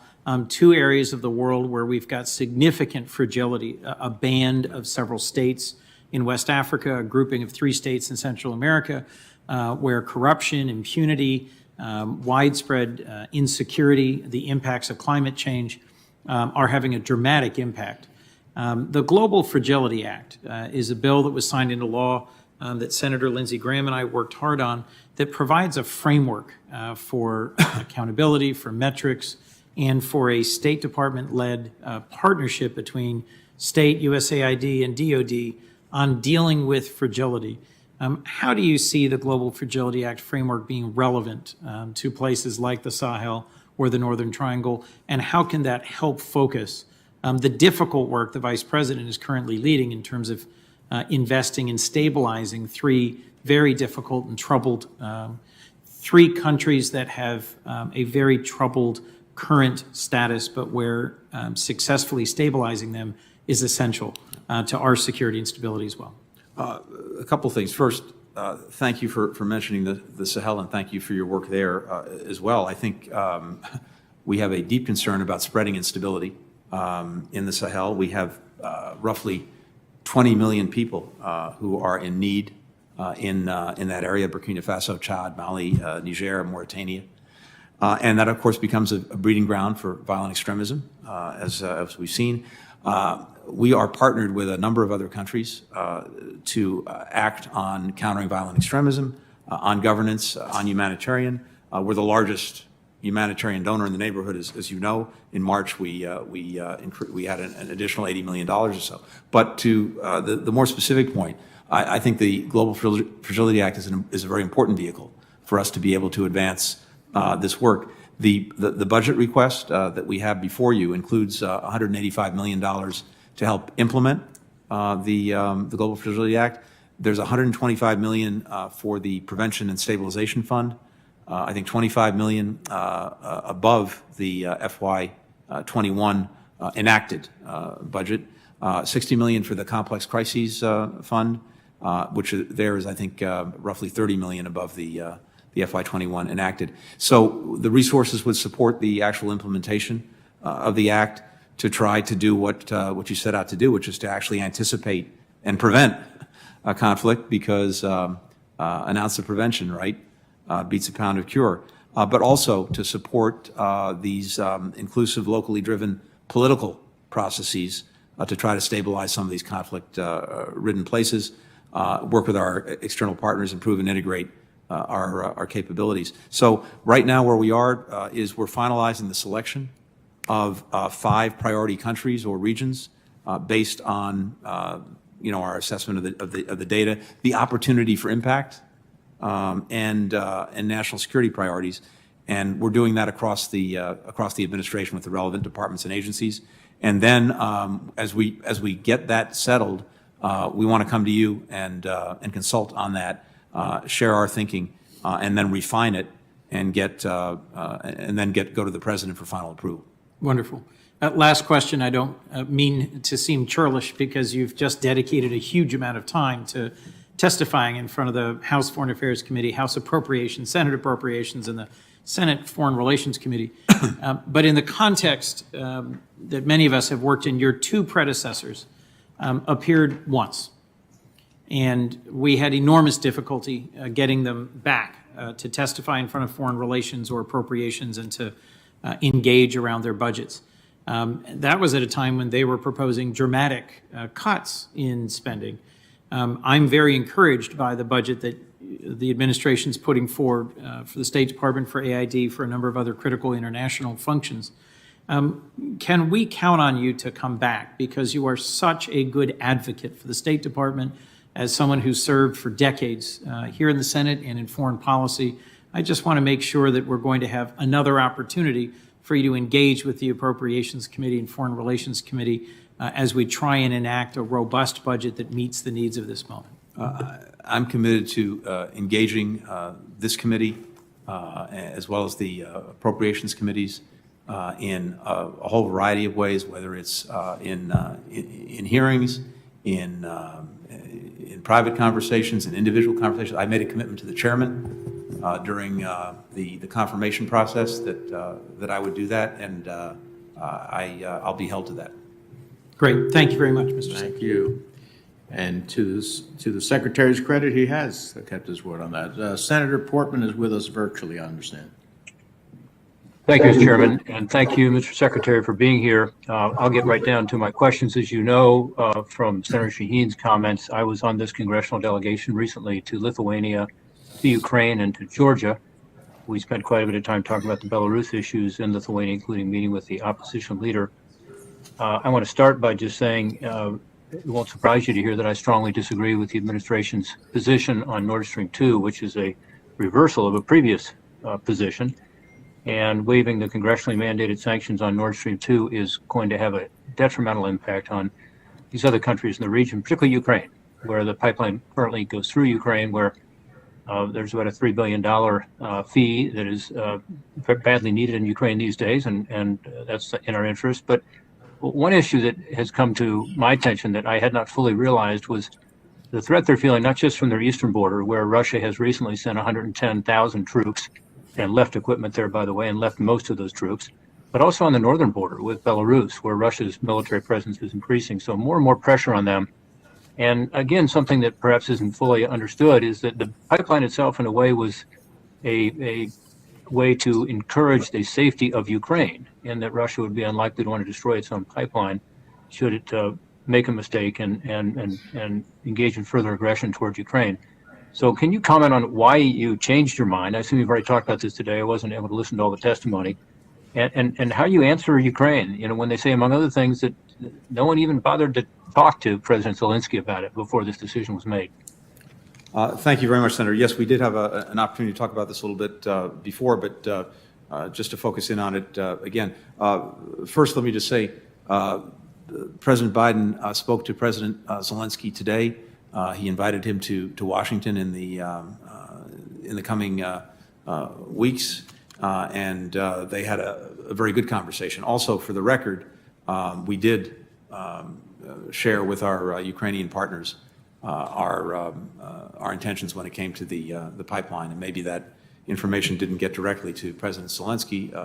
It certainly should have. Well, I think it certainly should have been communicated to him. And by the way, I do appreciate the fact that the phone call was made. Thank you. I'm sure you played a big role in that. Not as good as having Georgia and Ukraine present, at least for a 10 or 15-minute session with the NATO summit, and that's what I think is really needed, because otherwise it just sends the wrong signal to Russia.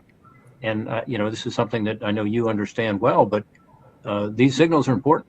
And it's the narrative and it's the disinformation that Russia will now engage in that makes it even more difficult for Ukraine at a very difficult time. I won't ask you to go into your explanation. I'll find it from the previous questions, but I must say I'm disappointed. And I know that you yourself, had a strong view on this at one point, that Nord Stream 2 is not something that was in our interest. With regard to an ambassador to Ukraine, we've got a good career team there. As you know, you were there recently, and thank you for making the trip.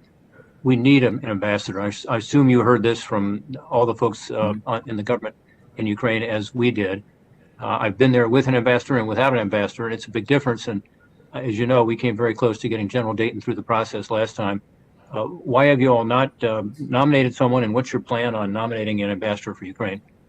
Thank you, Senator. We're trying to move forward on that as quickly as possible, and we have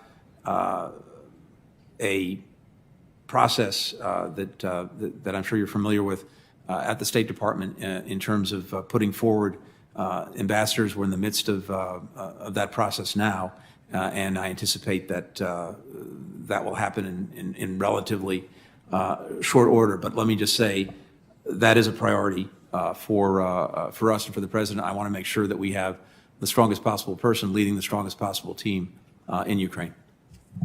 Well, Mr. Secretary, when you nominate someone, I assume it'll be a career person who has a good background, and I'm glad you're looking to someone who has experience because it's a critical post. But I'll be one of those who will be very eager to help you get that through the process as quickly as possible. I know the Chair and Ranking Member will agree with me. On the NATO map issue, in 2008, then Senator Biden introduced a resolution calling for a NATO membership action plan for Ukraine and for Georgia.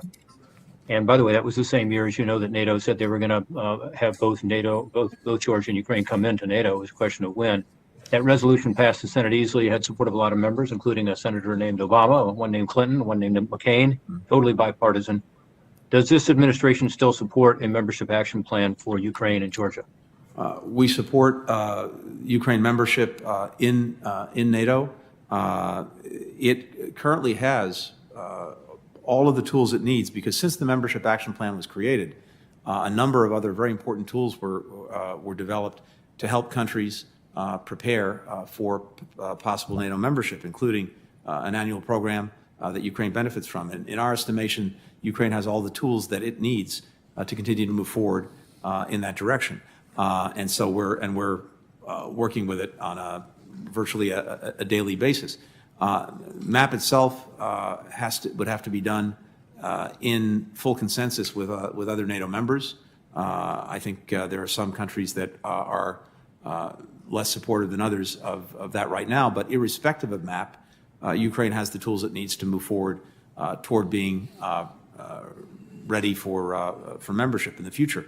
The other piece of this, though, as you know, and given all the time and investment you've made on this, as important as its preparations militarily, strategically, is the preparation when it comes to having good governance and dealing with the aggression that's eating at Ukraine from within, and that is corruption and a system that works effectively to deal with it. So what we also need to see from Ukraine is continued progress on that level as well. Well, and of course, there's been enormous progress made. We have looked back only to 2014 when that began, and the electoral changes, the judicial reforms, and others, some of the economic reforms have been substantial. And I agree, more need to be done, and more has to be done, frankly, I think, in order for NATO membership to be completed. But I would hope, as I said earlier about the narrative, that we're not backing off on membership action plan, understanding that you've got to convince the other NATO members to go along. The United States tends to have a significant influence in NATO, and we're their champion. We're the country they look to, and they're under enormous pressure right now. This buildup on the eastern border is something that mystifies everybody, except that Russia must have some designs on continuing their aggression and holding on to Crimea and the Donbass. So, and then again, what's happening in Belarus is an additional very serious concern. So my time is probably over, but the Global Engagement Center that we talked about, and we look forward to following up with you about the Global Engagement Center. Thank you. Budget request. Thank you, Mr. Secretary. Thank you, Senator. All right. Senator Kane. Thank you, Mr. Chair, and thank you, Mr. Secretary. This has been very helpful. Because members have been putting down their views about the JCPOA, I'm going to do the same thing. I was one of the largest proponents of the JCPOA on this committee, and I continue to be, and I believe it was disastrous for the Trump administration to back out of it.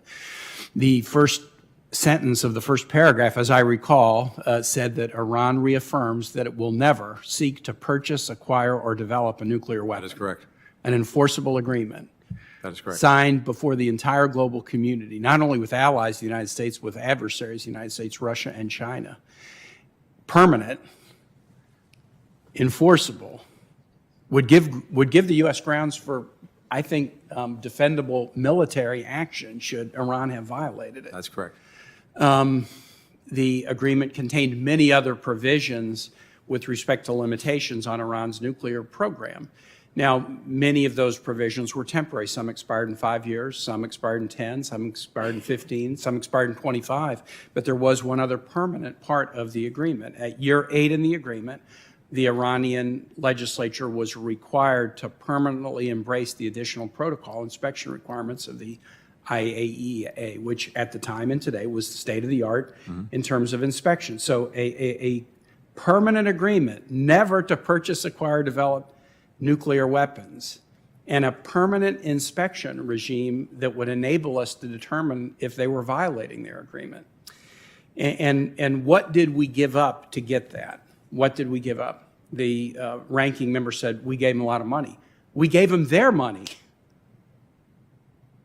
Great work by Chairman Menendez and others in putting a sanctions regime in place had led us to be able to freeze money that was not our money, wasn't American taxpayer dollars, it was Iranian money. And so they got their own money back and in exchange agreed to permanently pledge to the entire world that they would never have a nuclear program. Why the Trump administration would want to tear up that agreement and allow Iran to go back to, okay, I guess we don't have to abide by our side of it anymore. I just am continuously flummoxed by it.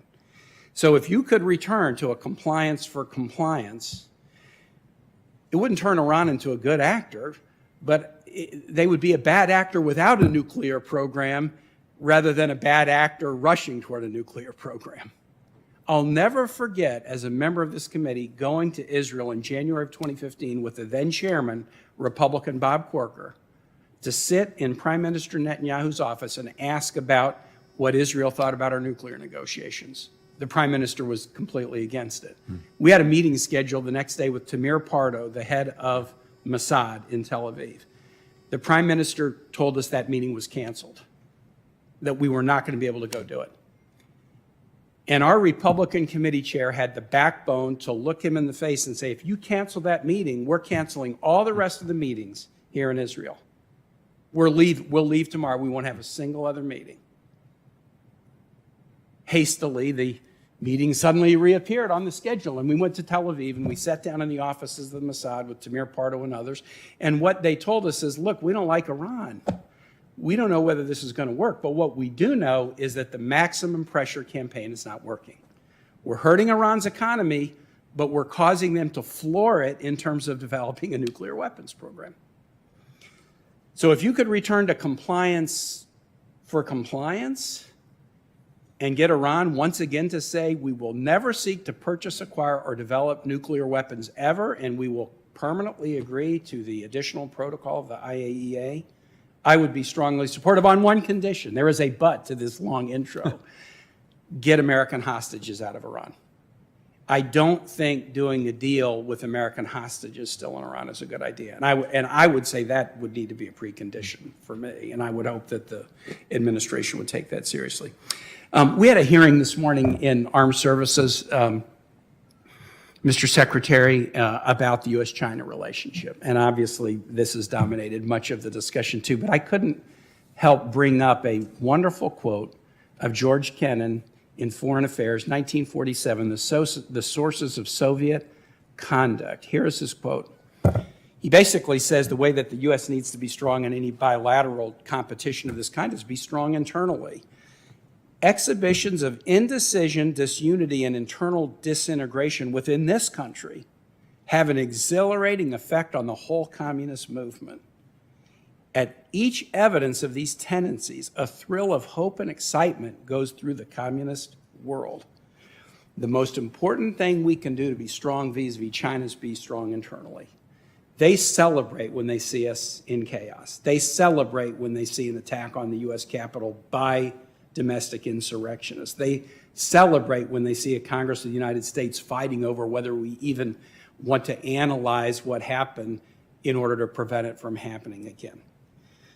So you have a big job to go out to the world and get good work done with respect to shoring up China, but we've got a lot of work to do here to demonstrate unity of purpose and resolve. I think the bill that we're about to pass on the Senate floor, which is built largely on this committee's nearly unanimous work on a China bill a month or so ago, is a really good piece of this. But the other thing we need to do with respect to China, and then here's my last question for you, is what they most fear about us is not our military, not even our economy. What they most fear about us is our network of allies, because they don't really have them. People understand China is predatory, self-interested, and they're not an ally or a partner in a traditional sense. They don't like NATO. They don't like the Quad. They don't like U.S.-India cooperation. They hated the idea of a trans-Pacific partnership with the U.S. more engaged in Asia. They hate the network of alliances. So tell us about the Summit for Democracy and what the Biden administration and the State Department are going to do in planning this gathering of the global democracies to share best practices, to look in the mirror and be self-critical, and to try to improve and strengthen democratic ties. That will be the thing that will most rattle the cage of Chinese leadership. Well, first, Senator, I don't think I have a word to add or to change based on what you just said. And actually, your description of the planning for the summit is also right on. I think we're actively doing that. We look forward to hopefully the participation of members of this committee, but well before that, to sharing our thinking in more detail about what we're doing. But to the point that you just made, I think this is an opportunity for countries democratic countries to come together to look at the different challenges to democracy that we're each facing, including internally, because there's a lot of common denominators that manifest itself in different ways. But we want to have that conversation, as well as looking at what we can do to strengthen, to shore up, to make more resilient democracies around the world, as well as have a common agenda on a number of the most critical issues, dealing with autocracies being right at the top of the list. But I'm looking forward to an opportunity hopefully in the relatively near future, to starting to share some more detailed thinking and to get thinking from this committee about how we can make this and by the way, not just a one-off, but part of an ongoing process and ongoing dialogue among democracies to deal with the challenges we face. I'm over my time. Thanks for your indulgence, Mr. Chair. Thank you. Senator Haggerty.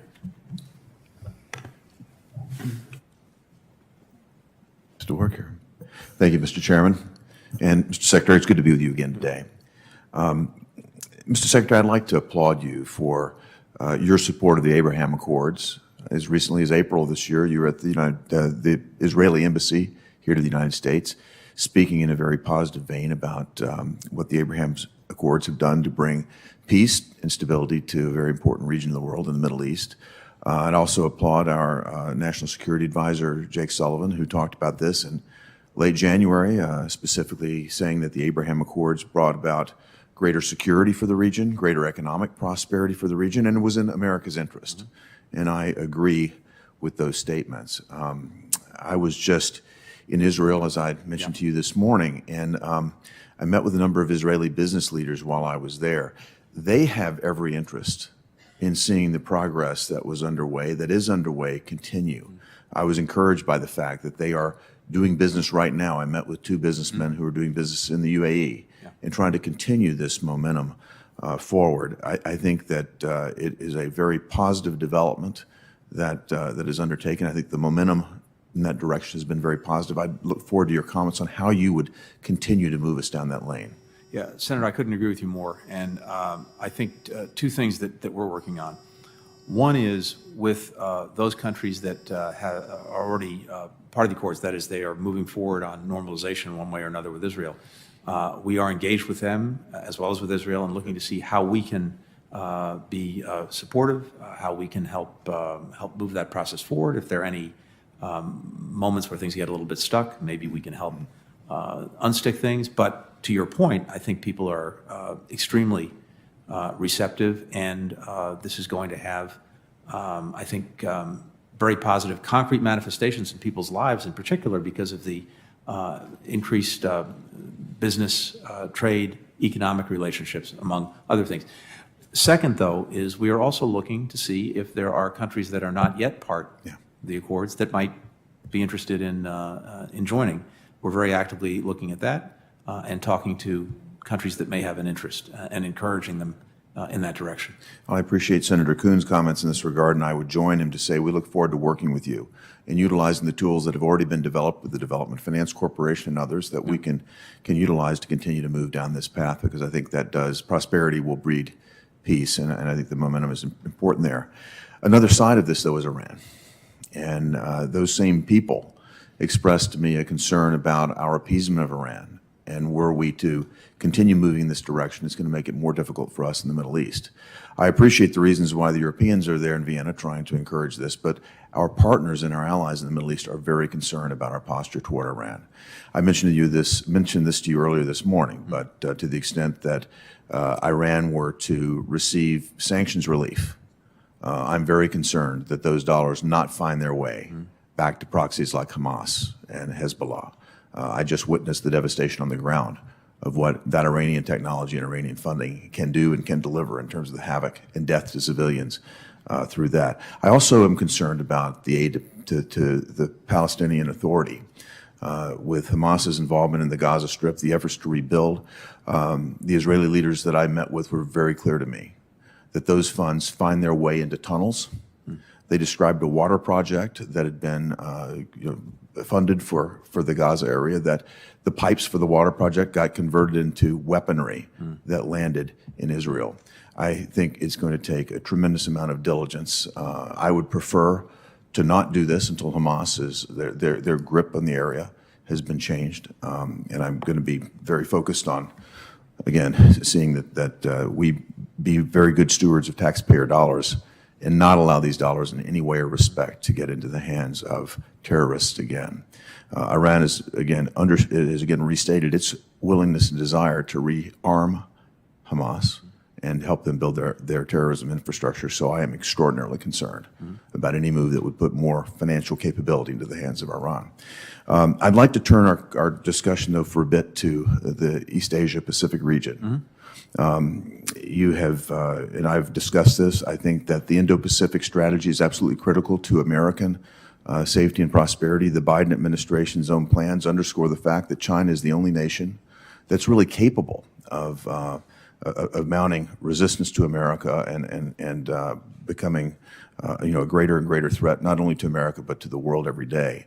The State Department plays a very important role in this region. And looking at the budget, the allocation of resources there, we put more resources in Africa, we put more resources in the Bureau of European and Eurasian Affairs than we do in the East Asia Pacific region. And I just wanted to get your thoughts about the resourcing of the State Department in this area and where you see it going.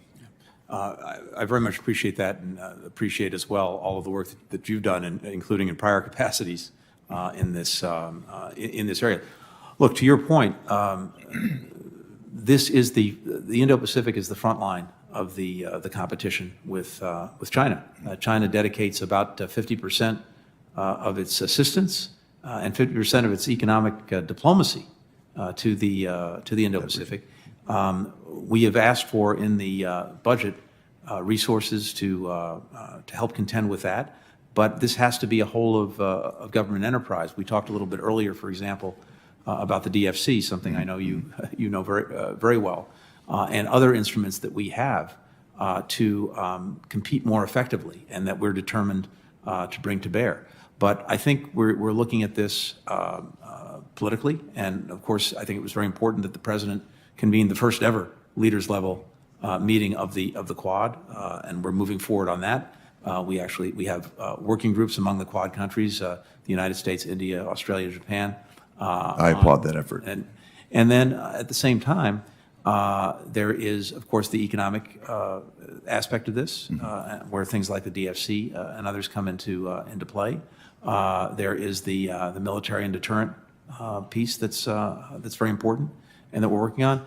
In other words, we have to work this across the entire government. But let me just to assure you, in terms of our focus and our resources, we believe, as you do, that the Indo-Pacific is a critical destination for them. Thank you. I'll just close with one comment. I was very encouraged by your report from the G7 that your counterparts are appreciating and understanding the threat from China, particularly from a technology standpoint. And you and I have talked about this before. The Clean Network Initiative, I think, is a great, is a great piece of work that's been undertaken. I want to continue to encourage you to undertake that effort, however you decide to name it. But I think that it can have a terrific impact in terms of bringing our allies together to support a clean network around the world. Thank you, Mr. Secretary. Thank you, Mr. Chairman. Thank you. Senator Markey. I'm going to ask Senator Schatz, would you preside so that I can go vote? Thank you. Thank you, Mr. Chairman. Good to see you again, Mr. Secretary. When you were here last, you committed to oversee an interagency process to determine whether the atrocities committed against the Rohingya minority in Burma constitute genocide.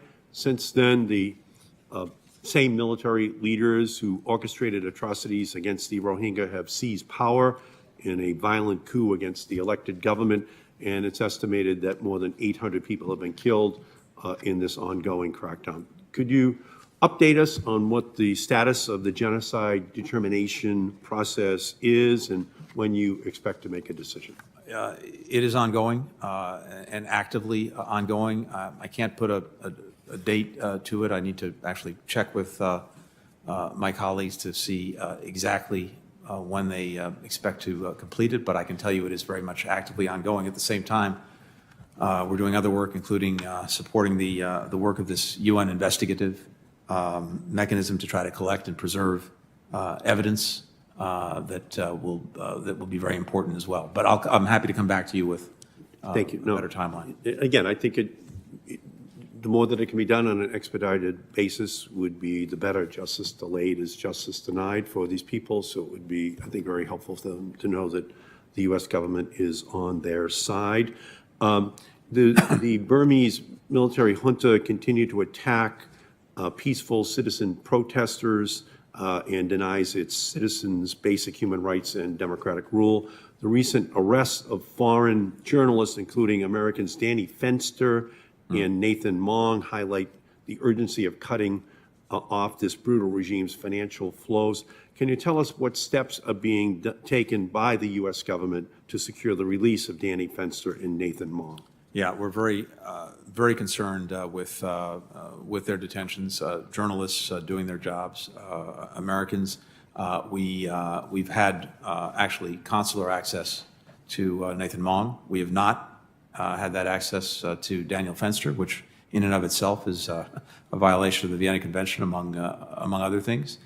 So we are pressing in every way that we can, not only to get the access in the first instance, but to get them released and get them home. It's challenging because, of course, our contacts and ability to engage the military regime are extremely limited, but we're working this through other countries, other partners as well. Okay, so whether it's journalism being practiced in the United States or in Saudi Arabia or in Burma, I think it's absolutely imperative that the United States government stand up to make sure that their names are known and that they know that they are going to have the United States government on their side. So the more that can be done, I think the better for every journalist in the world sending that signal. In March, I called for the United States to take steps to sanction the Myanmar oil and gas enterprise, whose revenues are an estimated $1.5 billion annually and make up one of the largest remaining streams funding the junta. Will the United States take steps to cut off the flow of oil and gas revenues to the military junta? Some companies have suspended payments, but there is still no comprehensive regime in place to ensure these funds don't continue to support the military. Yeah, we're looking at the most effective means we can bring to bear to deny support to the regime. That includes, by the way, engaging other countries that have investments in enterprises that support the regime to consider ending those investments and that support. But we will look at anything that can meaningfully do that. We also have to factor in the impact that any step would take on the people of Burma to make sure that we're not doing harm to them in the process. Yeah, please. And I think it is important for us not to do harm, but I've had extensive conversations with the Burmese activists, members of the National Unity Government, and NGOs who argue strongly that we can cut off this funding to the military without major negative impacts to the people of Burma, who are already suffering so much. And I just urge you to use all the tools you have to cut off that funding. And oil revenues, unfortunately, in too many countries in the world, is the stream that goes to the plutocrats, the autocrats that run these countries. And the more that we deal with the oil and gas issue in all these countries, I think the better off we are. And I want to applaud you for prioritizing LGBTQI rights in the first 100 days. As we celebrate Pride Month, all around the world, the Pride flag hangs across U.S. embassies, sending a message of tolerance and love. Back here in January, you said that you were going to swiftly appoint an LGBTQI envoy. Could you give us the update on what the status of that process is? Best update is to say stay tuned. We're actively working on that. We've got to, as you know, run through a lot of traps when it comes to making vetting, et cetera, but we are actively working on that, and I hope to have a name for you in the near future. Okay, and if I may, in terms of international law, it is legal for asylum seekers to present themselves at the United States border for processing. Could you clarify what the administration's position is on that? Because the number of refugees and asylum seekers who need help is larger than ever, and it will probably increase. So what is that message to those who are seeking asylum in our country in terms of presenting themselves at our border? You're correct, but I don't want to get out of my lane and want to make sure I'm deferring to my colleagues who are responsible for these issues, starting with the Department of Homeland Security and the Secretary there. But as a basic proposition, and our entire practice and history up until recently had been that, yes, people have the right to present themselves for asylum and to have that request considered and acted on. I think one of the very significant challenges that we faced over the years is that we've not had the resources in place to deal with that effectively and efficiently. As a result, people presenting themselves for asylum would not have their case evaluated and adjudicated in a short period of time, and that led to a series of other problems and concerns. So one of the things I think that would need to be done in order to make good on the long tradition of having people present themselves for asylum is to make sure that there are actually resources in place to do that. For example, judges or others who are able to quickly assess and evaluate whether there's a legitimate claim, because if there's not, people need to return. Now, as a practical matter right now, the border is not open. We also have Title 42 that's in effect as a result of COVID. But in the future, we need to reform the system for asylum. Yeah, we don't want to change our policy on asylum. We want to make sure the funding is there, so that those who do present themselves are given the protections of American law. But can't thank you enough, Mr. Secretary, for the great job you're doing. Thank you. Thank you, Senator. Senator Young. Welcome, Good to see you, Mr. Secretary. Mr. Secretary, where a department decides to allocate its resources, suggests what its priorities are. And we see this clearly in the State Department's allocation of foreign military financing. The department requests $6.1 billion in FMF for the upcoming year, of which a mere $129 million is allocated for partners in East Asia and the Pacific at a time of increasing Chinese military aggressions across the region. The China legislation that this chamber is currently considering on the floor of the U.S. Senate, and I hope passes today, includes a provision from this committee which would more than double the availability of FMF to the Indo-Pacific over the next 5 years, more than $650 million in total. What would be your priorities for directing these funds, the $650 million? And then relatedly, more broadly, maybe you could speak to the State Department's priorities for increasing conventional military assistance, that is foreign military funding, as well as training.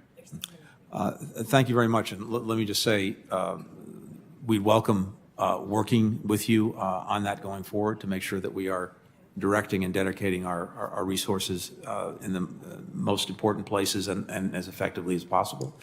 I think, we have to look at this in a couple of ways. One, in some instances, particularly in the Asia Pacific, we benefit from already extremely capable allies and partners, including allies and partners that have the means to further make the necessary investments in their defense and in our collective security. So that's an important factor. And of course, as you know, with both Japan and Korea, we've been working very hard to extend the host nation support agreements that we have, as well as make available technology to them and to other partners. Similarly, we have a long track record of doing that with Australia. But having said that, I'd actually welcome an opportunity to think with you about how we can most effectively direct that kind of assistance and support. I appreciate that. I'll follow up with you and your team in that regard. Earlier this year, Mr. Secretary, the previous commander of Indo-PACOM, the U.S. Indo-Pacific Command, called for consistent arms sales to Taiwan and for the United States to help to encourage Taiwan on their investments, including investments which are critical to deterring China. What capabilities, Mr. Secretary, are the most important for Taiwan to possess? I think there are a few things. First, and to your point, I think we've had about $18 billion in foreign military sales since 2017. So there's a strong foundation, and indeed, a number of sales have gone forward just in the last weeks and months. One of the things I think we should focus on is helping Taiwan strengthen its asymmetric capabilities, like reserve force reform. There is, some focus that countries often have on these large weapon systems. That can be important in defense, but the strategies, the asymmetric capabilities, these are, I think, increasingly important. How can we build and support a robust foreign military financing agreement with Taiwan so that we might give them greater flexibility in increasing their conventional capabilities? I'd certainly be interested in hearing where there are problems, constraints, challenges, and looking to see if there's more we can do and more effectively consistent with the Taiwan Relations Act and our commitment to make sure that Taiwan has the means to defend itself. I think we're going to have to make some difficult decisions there moving forward. I'll look forward to working with you. Related to difficult decisions and problem sets, let's pivot to Iran. I continue to be, I know so many of my colleagues are deeply concerned by the administration's, it seems, hurry to reach a nuclear agreement with Iran, even as the regime provides material support to groups that just spent 2 weeks raining rockets into our ally Israel. I hope you can appreciate the tension that some see or feel there. Why does the department believe that relaxing sanctions and providing more resources for Iran to fund their proxy network would improve the security of the region? Senator, I think what would improve the security of the region would be to start with making sure that Iran cannot continue to gallop forward with its nuclear program, which unfortunately it's doing since we pulled out of the agreement, and it decided as a result not to abide by the constraints. And as we were discussing a little bit earlier with our colleagues, what we've seen Iran do under maximum pressure is to significantly increase its capacity when it comes to its stockpile of enriched uranium, more than tenfold what it had during the agreement. When it comes to spinning more advanced centrifuges, enriching to 20%, in some small cases to 60%. All of this means that Iran is now moving inexorably to a place where the breakout time for it to produce fissile material for a weapon will move from a year or more under the agreement to now probably a few months, and if this keeps going, to a matter of weeks. And as we were discussing earlier, that means that Iran is going to act with even greater impunity in all these other areas where we all agree we need to stop what it's doing. Beyond that, I'd say that unfortunately, Iran's support for terrorism, for groups like Hamas, destabilizing actions in the region, that was happening before the JCPOA. It was happening during the JCPOA. It's accelerated since we pulled out of the JCPOA, and Iran has lifted not only constraints on the nuclear side, but apparently constraints on its actions in other areas. I'll just end with a couple of sentences with the chairman's indulgence here, because my time is, I'm over my allotted time. I'll just indicate it remains unclear to me how the administration intends to reach a longer and stronger nuclear deal. If you spoke to that today, I'm unclear how you get there. I know the president campaigned on that, but unclear how we get there. And I would also indicate that if any deal is struck between the administration and our negotiators and the Iranians, that needs, Senator Johnson has indicated, that needs to be submitted to this body as a treaty so that we can give sanction to it, and so that it might be more enduring as we look into the future. Thank you. Thank you, Senator. Thank you. Senator Merkley. Thank you very much, Mr. Chair, and thank you, Mr. Secretary. The previous administration in the State Department, Secretary Pompeo, found that China was engaged in genocide in its treatment of the Uyghur community. And under your leadership, I believe the State Department has reaffirmed that China is engaged in genocide. That's correct. So right now we have a bill on the floor, the competition bill with China. And so lots of Chinese issues are getting attention, including this. The sanctions that are in Senator Rubio's and mine, Uyghur Forced Labor Prevention Act, are in the underlying bill. And also attention to the fact that China is hosting the 2022 Olympic Games while engaged in genocide. The underlying bill has Senator Romney's amendment from committee. I think it had substantial bipartisan support, a sense of Congress that that diplomats should not attend. And so I just wanted to ask you today, do you support diplomats from the United States not attending the 2022 Olympics while China is engaged in genocide? Senator, what we're doing is right now is consulting closely with allies and partners to define the common concerns that we have about China, and ideally to establish a shared approach, which I think would be much more effective than everyone going off in their own direction. So we're in the process of those consultations, and I'd be happy to share more as we move forward. Thank you. As you engage in those shared approaches, I just want to remind you, which I don't need to do because I know you know this, that this has echoes of 1936, when Hitler and the Nazi regime hosted the Olympics in Germany while they were already engaged in egregious, brutal treatment of Jewish Germans and other political opponents within Germany. And that was considered a massive propaganda victory for Hitler and distracted attention from that brutal treatment. And that's the point about a diplomatic boycott. And I think even if our allies don't end up agreeing, I think the U.S. should take that stand. And I think the majority of the members of this committee, maybe it was universal in adopting Senator Romney's amendment. So I just want to encourage you to ponder that frame in this conversation with our allies. And I think it's an important frame also for our stand on human rights more broadly in advocacy around the planet. On another China topic, they are financing some 200 to 240 coal projects around the world. At the same time that we're already in deep trouble, I was struck by the map that came out in the New York Times 2 weeks ago that showed the last 30 years compared to the previous 30 years.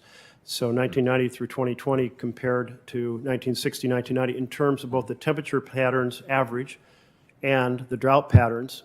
And it was dramatic change between those two periods. We're already approaching 1 to 1.5 degrees centigrade across parts of the United States.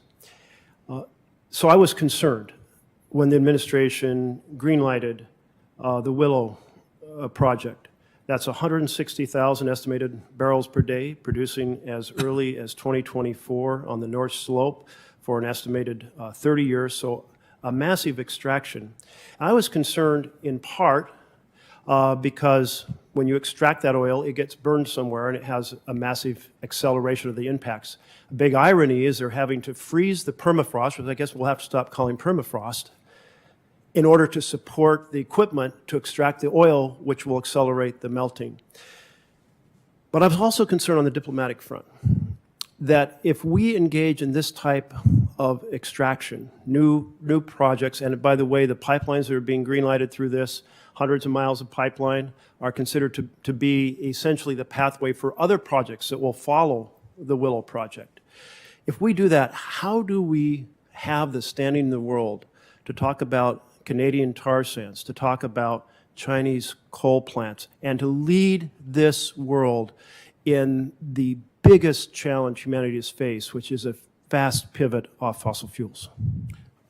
Senator, I very much agree with the general proposition that leading by the power of our example is important. And when it comes to climate, I can't comment on domestic internal issues. It's not my brief. But let me say this: I think that we have made very significant commitments when it comes to curbing emissions going forward, and that in turn has helped us leverage much more meaningful commitments from other countries, which are absolutely essential if we're going to solve this problem. As you know better than I do, we're 15% of global emissions. Even if we do everything right at home, we have to bring the other 85% along. Plus, we should not be the only ones tackling this problem. So what I've seen, at least internationally so far, this is all I can attest to, is that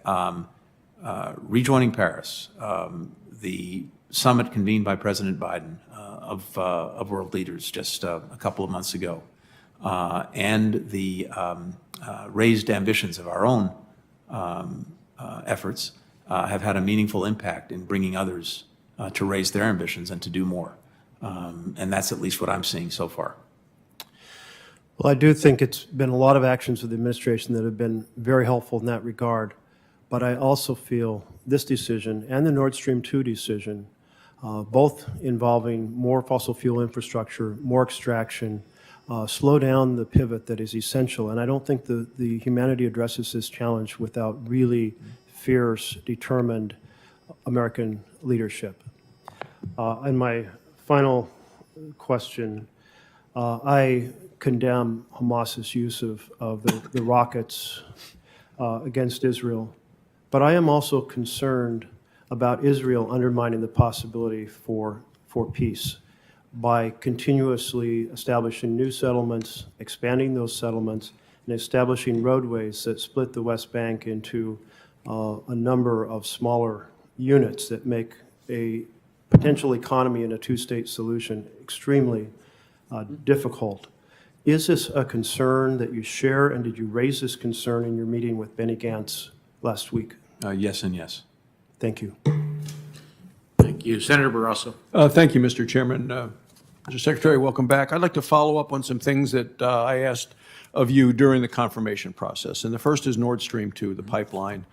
There is strong bipartisan opposition on this committee and throughout the entire Senate to President Biden's deliberate failure to sanction all of the entities that are involved in the construction of the Nord Stream 2 pipeline. Protecting this Russian trap is not in the U.S. national security interest. It is a grave mistake. The pipeline threatens the energy security of our friends as well as our allies. We know that Russia uses energy as a geopolitical weapon to coerce, to manipulate. I know you've agreed to that during our confirmation hearing. And it does seem that President Biden is now allowing the Nord Stream 2 pipeline to be added to Russia's energy arsenal. So Putin has said essentially the same thing. On Friday, he stated that Ukraine must now show goodwill if it wants Russian gas transiting through the country to continue. He said that Russia is going to further threaten to cut gas to Ukraine. They've done that over the Donbass conflict. This is even before Nord Stream 2 has been completed. So I think it's really critical that we act now. I think we have a misguided policy right now coming from your boss, the president. I think it's in our national security to impose sanctions on Nord Stream 2 now. Why is it not in our national security to impose those sanctions? If the sanctions could, in our judgment, have been effective in actually stopping the physical completion of the pipeline, that would have been one thing.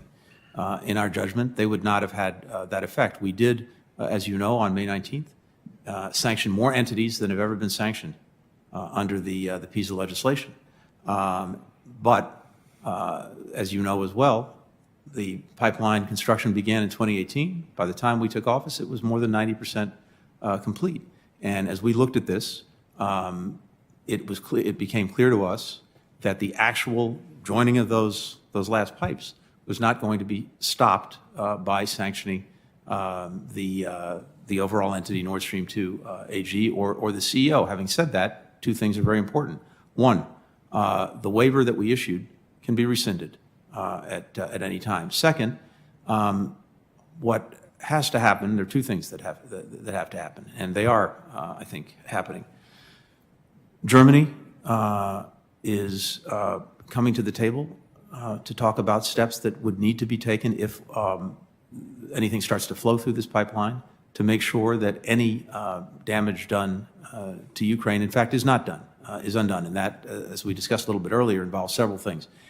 It involves making sure that Ukraine is whole when it comes to any transit fees that it might lose as a result of the pipeline actually going into operation.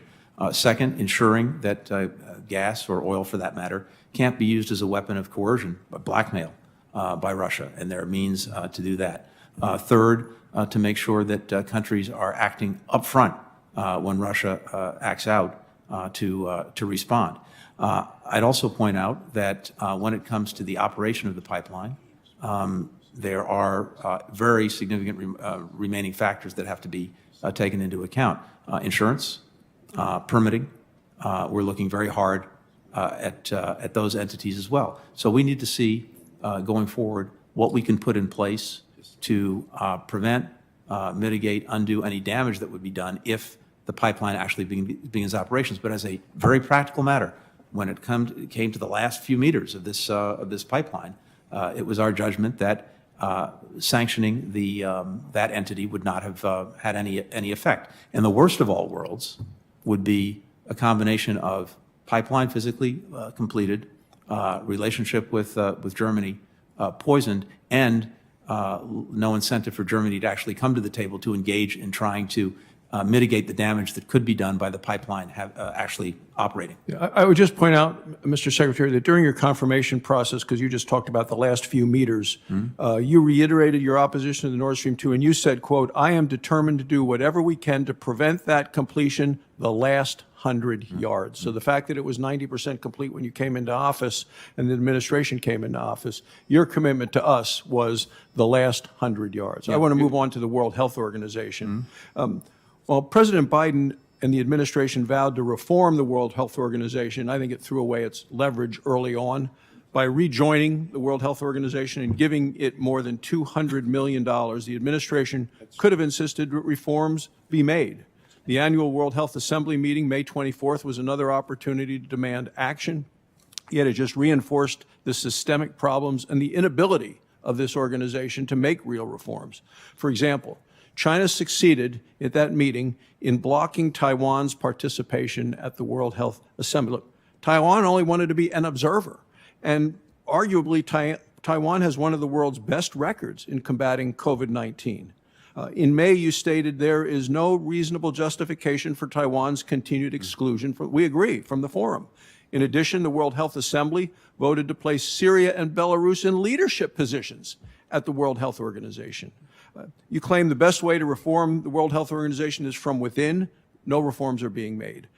How will we be able to make any meaningful reforms at the World Health Organization if we can't even prevent dictators like Assad, and who slaughters people for his own people, from having a leadership role in what is the World Health Organization? We've only just gotten re-engaged with the World Health Organization. Unfortunately, this is not like flipping a switch. There is, you're right, work to be done, work that we are doing to push that body, that institution, to make the necessary reforms. And we are very, very intent on that. I think you saw with the initial Phase 1 report that was done on the COVID origins, the initial impulse might have been to say, work done, job complete, but a number of us made very clear the absolute not only inadequacy of that report, but the fact that its methodology and the engagement by China in writing the report was totally insufficient and undermined its credibility. And now the head of the World Health Organization has basically agreed with that, and they're pursuing the phase 2, which is vitally important to try to get to the bottom of what happened. Let me just conclude. May 12th, we had a committee hearing, bipartisan committee, titled COVID-19 Pandemic and International Response. Gail Smith, who is the State Department Coordinator for Global COVID Response and Health Security, was here. I specifically urged her to use the World Health Assembly annual meeting to push for reforms and get them implemented. It certainly did not occur, and I think it's fair to say that the actions were unsuccessful. We are working on pushing the organization to reform. As I said, it's not like flipping a switch, but we are very much focused on doing that, and we'll come back to you as this moves along to see if we succeed in moving in the right direction. Thank you, Mr. Chairman. Thank you, Senator. Senator Schatz. Thank you, Mr. Chairman. Thank you, Secretary, for being here. I want to talk to you about climate. I know what you're doing in the big picture. I want to talk to you about climate within the department, with the Foreign Service officers and throughout. I worry a bit that climate policy swings back and forth depending on who's president. And to the extent that it's possible, I think it's really important for the Department of State in particular to kind of embed in its work, in its training, in its day-to-day operations, in your bilateral conversations, not just at the secretary level, but at the sort of line level, conversations about collaboration on climate action, which is to say transitioning to a clean energy economy, but also climate mitigation strategies, which in the short run, I think are our best platform for sort of bilateral goodwill building, particularly in Oceania and other places that are immediately facing those impacts. So can you talk to me a little bit about what the department itself is doing, not at the sort of foreign policy level, but at the line level? Yeah, sure. A few things. First, we have two things at the department right now. Of course, we have the work that the former Secretary Kerry is doing as our special envoy on climate diplomacy around the world. But we also have, critically, a very important bureau that I hope the Bureau of Oceans and the Environment, that will hopefully soon get confirmed by the Senate new leadership. That's going to be very important. But in our budget request, both in terms of the resources and in terms of the human resources, we know that we need to build up our capacity, our expertise in a number of areas, and climate is one of those. And the request reflects the desire to do that. And so I'm hopeful that we get some of these resources to bring in more expertise to sharpen our training, to bring to bear technology so that we can advance the climate mission more effectively. You're looking at some changes in the curriculum for Foreign Service Yes. officers? Okay, good. Let me talk to you about Oceania. I really appreciate the fact that you gave a message to the Pacific Island Conference of Leaders last week, and I know how meaningful it is to have the Secretary of State talk directly with leaders from Oceania and commit U.S. leadership to confront the climate crisis and support vaccine deployment. I introduced a bipartisan bill with Senator Murkowski to elevate all of Oceania in U.S. foreign policy, and the chairman and ranking member included a number of these provisions in the bill that we're hopefully adopting today on the Senate floor. Can you just talk to me about why it's important that the United States step up its engagement with all of Oceania and make it a central part of our Indo-Pacific strategy? Well, I think, among other things, it's one area where we see China very, very actively engaged, and on a whole variety of levels, whether it's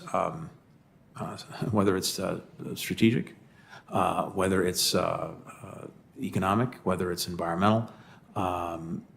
We want to make sure that we, in fact, are effectively engaged and certainly not ceding the terrain. We also have, as you know very well, in a number of these countries, territories, very significant climate challenges that they are going to be on the front lines of having to deal with. And we want to make sure that we can be effective in helping them deal with it. So there are a host of reasons, why I think it makes sense to try to not only sustain but increase our engagement. It's also one of the reasons I wanted to make sure early on that I had an opportunity to engage with these countries. Thank you. I want to talk a little bit about the South and East China Sea. You know, everybody knows we're doing freedom of navigation operations to keep sea lanes and shipping lanes open. Everybody understands what China is doing, which is sort of using these so-called fishing fleets as proxies for the Chinese government. I worry a little bit about their ability to control escalation, because they're using these proxies, and right now we have a rather binary choice between doing nothing and mobilizing the United States Navy. Now, if it gets kinetic, we win the engagement, but in a lot of ways, everybody loses that engagement. And so I'm wondering about the use of the United States Coast Guard or other partners, whether we can start to work in an intermediate space to be present in the East and South China Sea without mobilizing the entire United States Navy, which seems to me to be a little bit of a mismatch in raw power. Well, a few things. First, with regard to the Navy, it is important to note that over the last years, starting back in 2010, 2011, we shifted our resource deployment so that 60% of the Navy would be in the Asia Pacific. Again, a process that began back in 2010.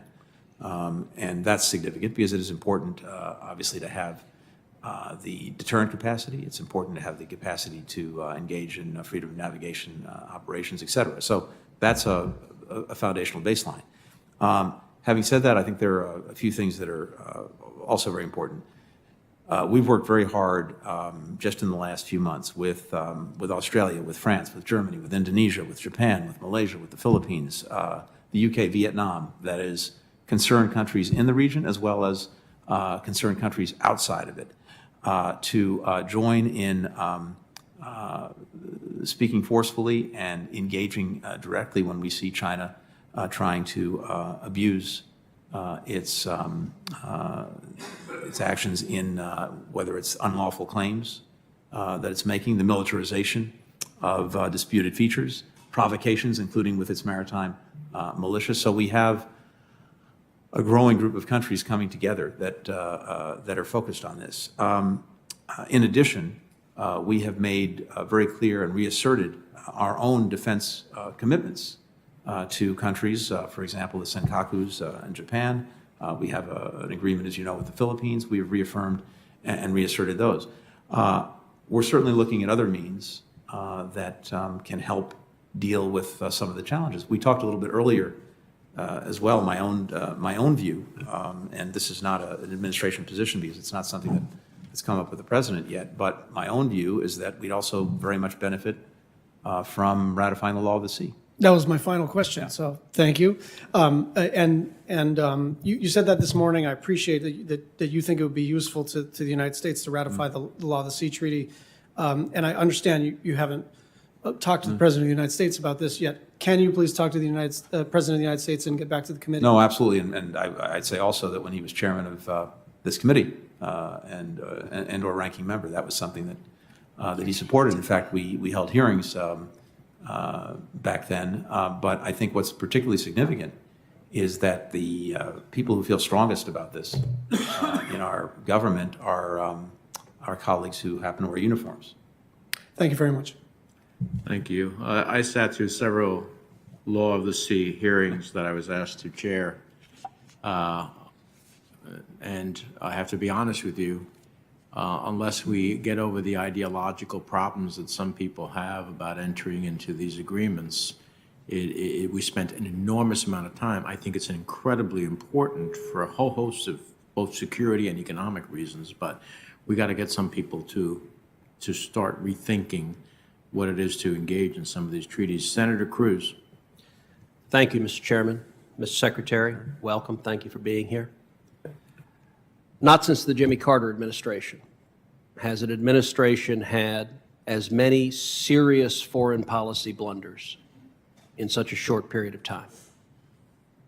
The Biden administration came in the first week in office, ended the Remain in Mexico policy, which has prompted the worst illegal immigration crisis in 20 years. In the Middle East, the Biden administration inherited a flowering of peace with the historic Abraham Accords. And the Biden administration came in and began undermining our friend and ally, the State of Israel, sent over $250 million to the Palestinian Authority, which is in bed with Hamas, which announced even this week that they are continuing to fund the families of terrorists who murder innocent civilians, and they're now doing so in effect because money is fungible with U.S. taxpayer dollars. And as a result of those foreign policy blunders, what had been historic peace became war in recent weeks in the Middle East. But I think there's no area in which the foreign policy blunders have been greater than concerning Russia and Nord Stream 2. You are not surprised that I am making this point to you today. I think it is useful to pause for a moment and reflect on the successes we had as a nation concerning Russia and Nord Stream 2 and just how President Biden has given those away. In the summer and fall of 2019, I introduced in this committee bipartisan sanctions to stop the construction of Nord Stream 2, the natural gas pipeline from Russia to Germany. I did so along with Senator Shaheen. It was overwhelmingly bipartisan. Indeed, every Democrat on this committee supported it, and all but one Republican on this committee supported it. At the time, there was considerable Russian disinformation being pushed in Europe. The Russian disinformation said the pipeline is nearly complete. As they said later that year, the pipeline is 90% complete. You cannot stop it. The sanctions cannot work. The Russians pushed that relentlessly. We now know that disinformation was a lie. The Congress passed that bipartisan legislation into law. It was signed into law, if my memory serves me correctly, at 7 p.m. on a Thursday. At 6:45 p.m., 15 minutes before the president signed those bipartisan sanctions into law, the company building the pipeline announced they were immediately halting construction. So the Russian disinformation was exactly that. It was a lie, and the sanctions worked. From that moment, for the next year, the pipeline lay dormant and fallow, and there was no construction. The next year, in December of 2020, I introduced, along with Senator Shaheen, a second wave of bipartisan sanctions that passed into law, ratcheting up the punishment even more.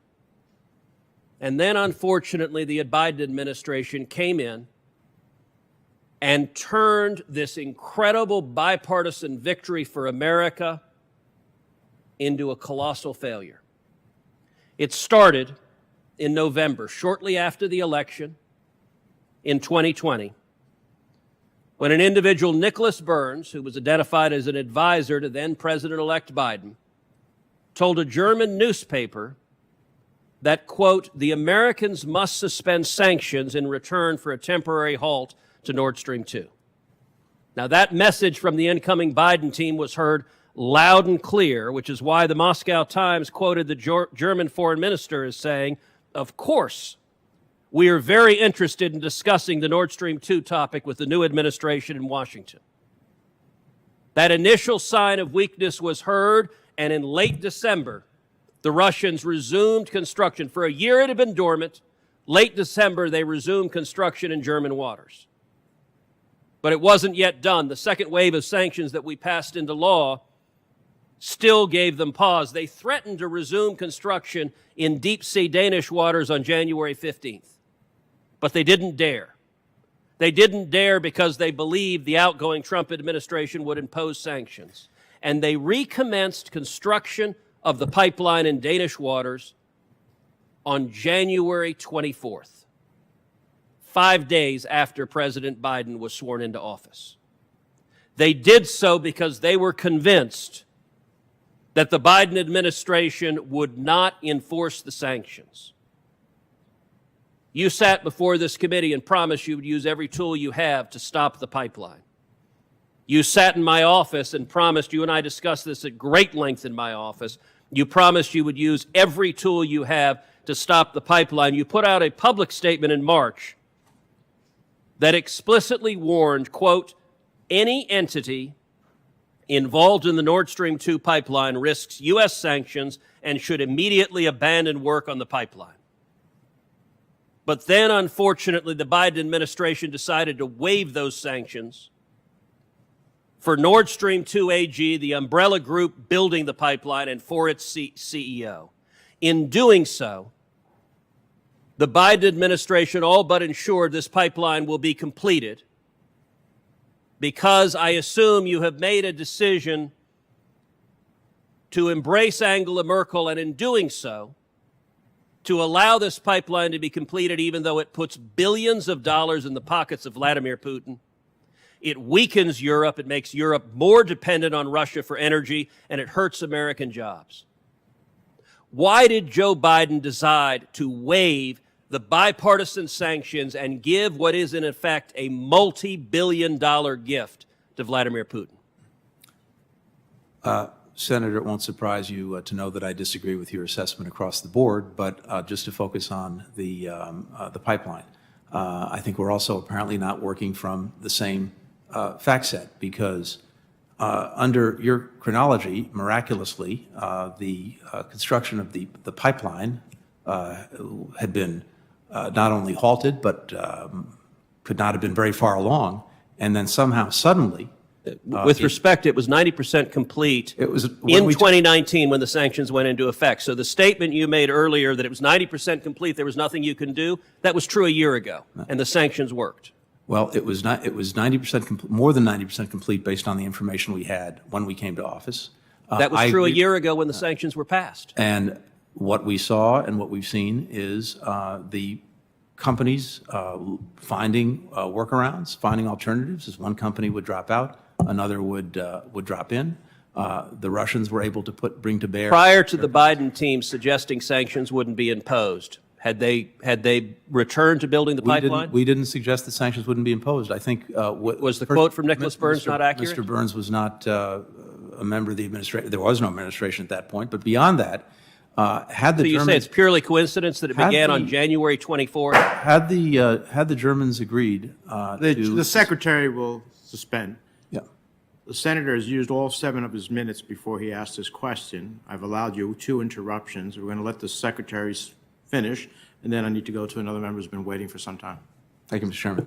Chairman. Senator, had the idea, for example, of suspension for suspension, that is, the Germans and others suspend all work on the pipeline in turn for suspension of sanctions, that would have been, I think, a positive outcome. And that would have given us time to work to make sure that the pipeline could not be completed. But it was our judgment, based on the facts that we had available to us, including from the intelligence community, that the construction was going to be completed, the physical construction, regardless of any step that we took in the last few months.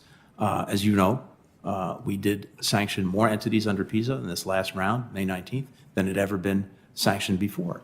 But we also need to preserve the ability to insist that Germany work with us if the pipeline is actually going to become operational.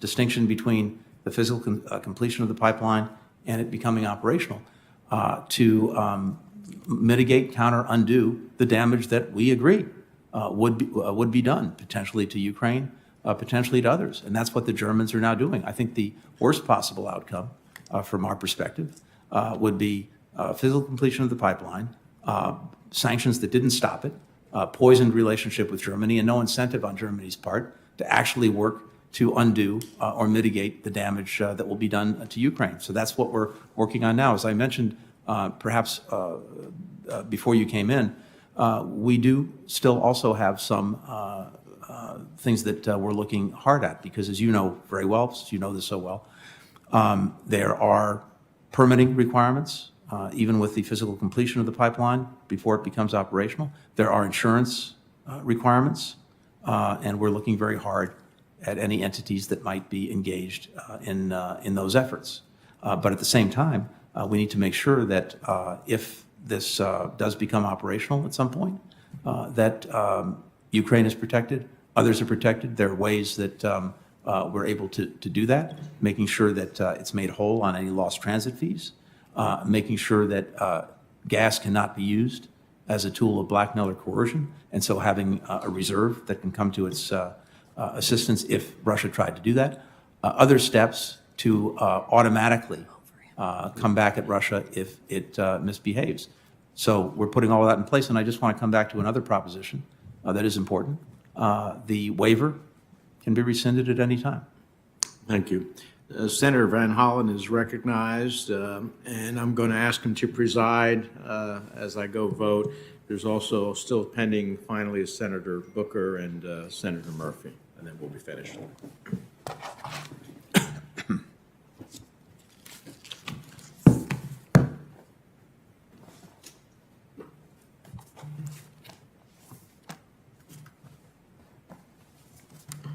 Mr.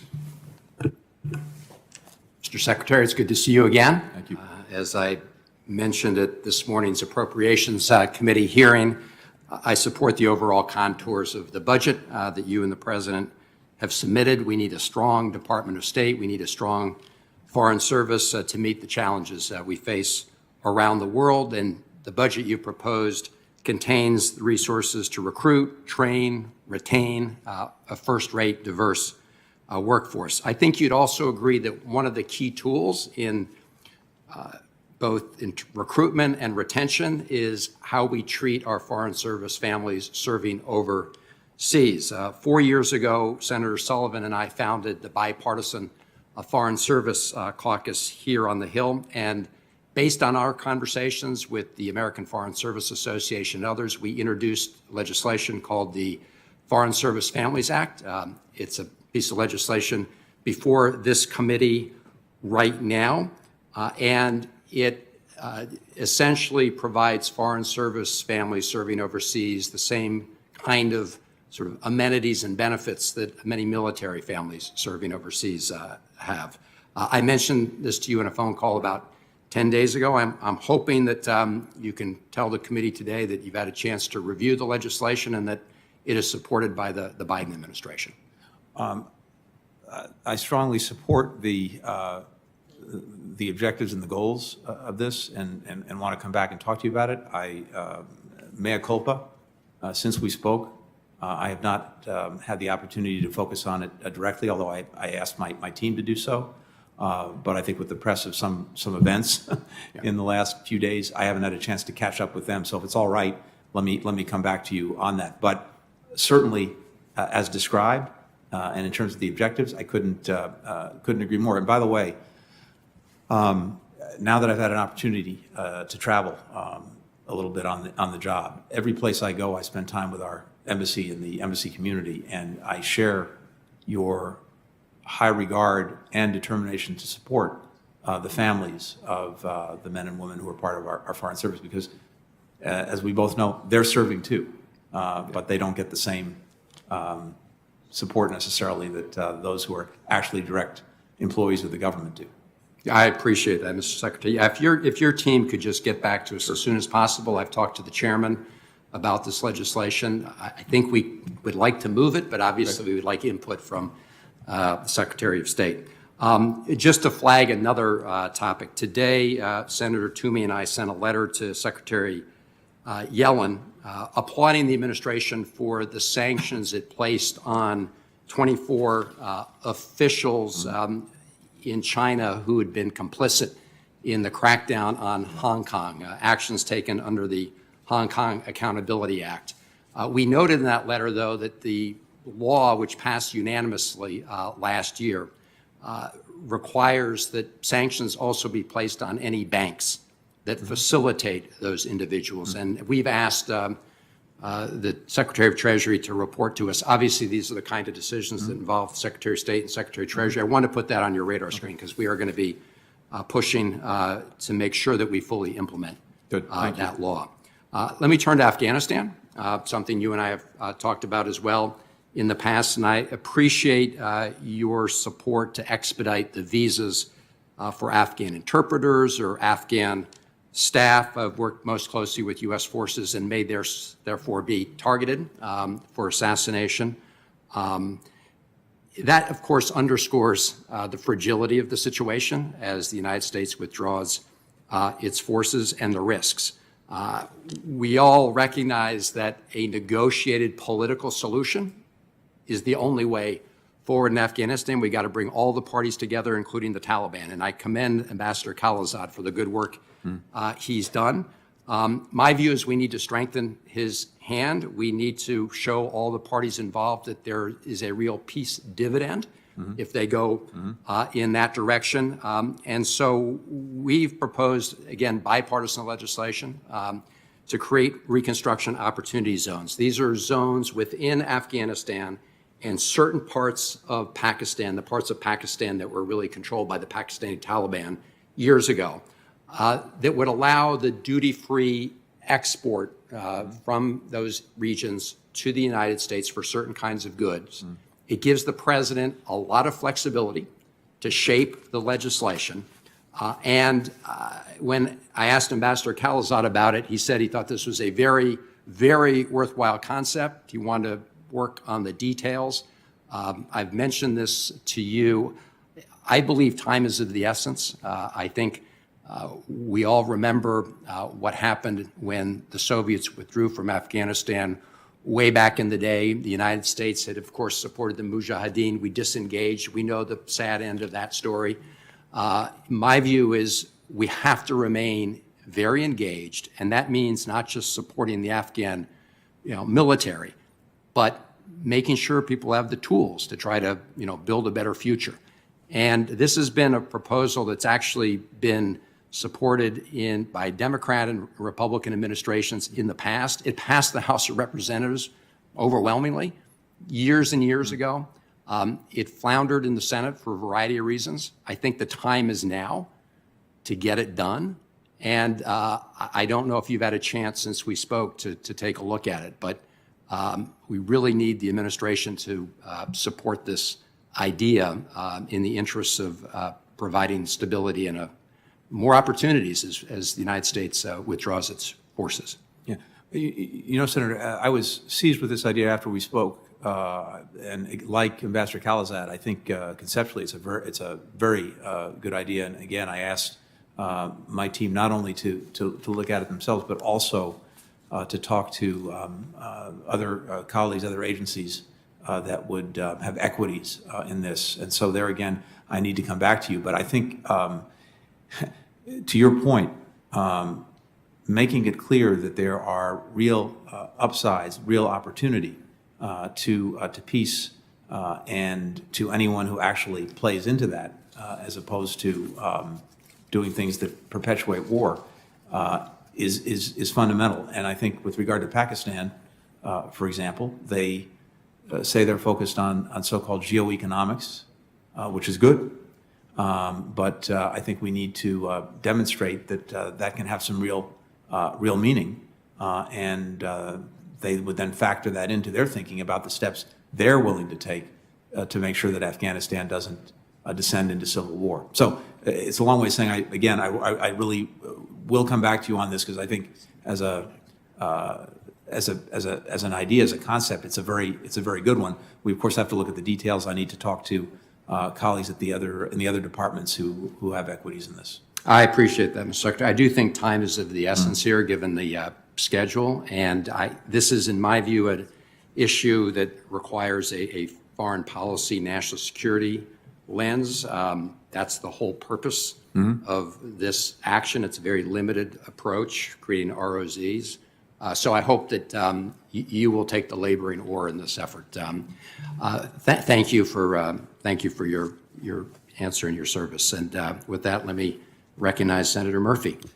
Thank you, Senator Van Hollen. I know this has been a very long day. This is the second committee that Senator Van Hollen and I have had the chance to talk to you in, and I know you're at the end, so I'll be very brief. What are you doing tomorrow? We can be right here. That we've only covered about 1/5 of the world. Listen, I wanted to just come back to the Iran nuclear deal for a moment. I think you answered this question in part in response to some comments from the chair and the ranking member. But in assessing the efficacy of the maximum pressure campaign, I think we have to have a reckoning with what we got. The Trump administration put on the table 12 demands. From what I can tell, none of them were met. The country that I pay the closest attention to, Yemen, saw an increased amount of activity from Iran with respect to their proxy forces there. Our forces in Iraq started getting shot at again by Iran's proxies there. I guess I sort of come to the conclusion, as we're sort of weighing whether to continue forward with the Trump-era sanctions or waive or release them in exchange for a new commitment from Iran on its nuclear program. I think it's important for us to ask what we got for those sanctions. And in fact, isn't there evidence that Iran's behavior in many respects got worse, not better, during that time? Am I wrong about my assessment here? They broke out of the nuclear program. They started shooting at our troops again in Iraq. They upped their support for many of their proxies in the region, and they refused to come back to the table. It doesn't seem like we got a lot for the sanctions that were reimposed and the new sanctions that were imposed during the Trump administration, which calls into question what we would get by keeping them in place for another 4 years. Yeah, I share that assessment. I think that's right, and it's unfortunately borne out by the facts. The second topic, and I'm surprised that Senator Portman didn't bring it up because he normally does. We were together as part of this delegation in Ukraine.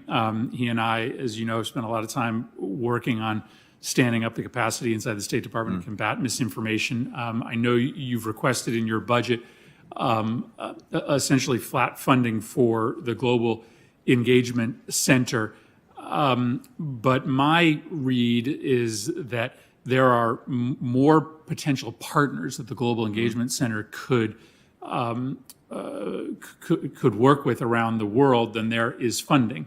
The Global Engagement Center is not really doing sort of direct counter-propaganda work. They're going out and making sure that independent journalists and truth tellers and folks who are rooting out propaganda have the support to do so.